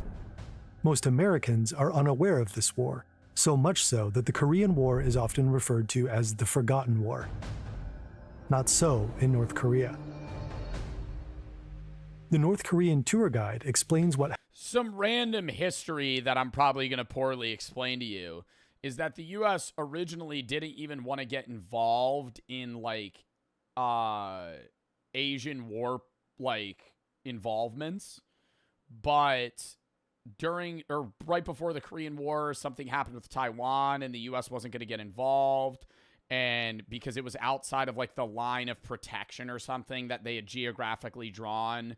And then there was something that roped in the U.S. to Korea, and then that, like, fucked everything for, like, the involvement of China and Taiwan, and then also, like, Russia, and how they backed the North Korean, it was like the Iron Curtain involvement, where they were trying to get South Korea to be taken over. And so it became this whole thing that the U.S. ended up getting in. I'm explaining this terribly. Yeah, it was like, originally there was no plan for the U.S. to even enter the Korean War. Like, we were just going to be like, we're out of it. It's not our problem. You know, and then they just roped us in. 82 American sailors that were captured along with the ship. They were beaten, starved, and only released after 11 months. Otto Warmbier is not visiting just any country. Also, correct me if I'm wrong on that. I probably got info wrong there, and I explained it bad. He's in enemy territory. Danny Grattan, his roommate during the tour, will later recount that Otto seemed a little bit shocked. To lighten the mood, he and the other tour members give Otto a nickname, Imperial Enemy. The rest of the tour goes smoothly. Sightseeing during the day, restaurants and bars at night. They even engage with the local kids by having a friendly snowball fight. One of the reasons people You just throw an ice ball and kill one of them, and then that's a big deal, too. That'd be fucking scary, bro. travel is to understand the world a little better. Like, I feel like if I was in North Korea, I wouldn't want to do anything there. Like, I would just sit in a room and wait until it was time to leave. Brilliant does that for learning. It helps you engage with ideas in a hands-on way, so you can unlock It's an ad. to everything on the platform. Back to January 1st, after the fireworks. When the tour group returns to the Yanggokdo Hotel, they split up. Some go to the bar. Danny Grattan heads to the bowling alley. They lose track of Otto. I'd be hitting that bowling alley up too, bro. Oh my God. Second they say we got a bowling alley in the hotel, yo, I'm on the lanes nonstop. When Danny gets to his room, around 4:30 a.m., Otto is in bed, sound asleep. Then, A day and a half later, the group is ready to get on the plane. It's time to go home. As the last members of the group, Danny's and Otto's passports are checked. The officers take an unusually long time to scan their documents. Then Otto feels a sudden tap on his shoulder. There are 2 North Korean soldiers behind him. They lead him away. Danny doesn't think much of it and jokes, "Well, that's the last we'll ever see of you." Oh my God, and that actually was the last time they saw him. I wonder if he would be able, like, was there anything he could have told them that would have them let him go? Because, like, they know he took the poster. So is there anything he could have said that would have been like, even if he was like, I love this country so much, I wasn't trying to commit a crime, I just wanted to have this poster as a memento because I'm too poor to ever come back here, and this is just something that I really wanted to, like, know. Even then, it just doesn't matter. You stole it. Months later, Otto is standing trial in North Korea's Supreme Court.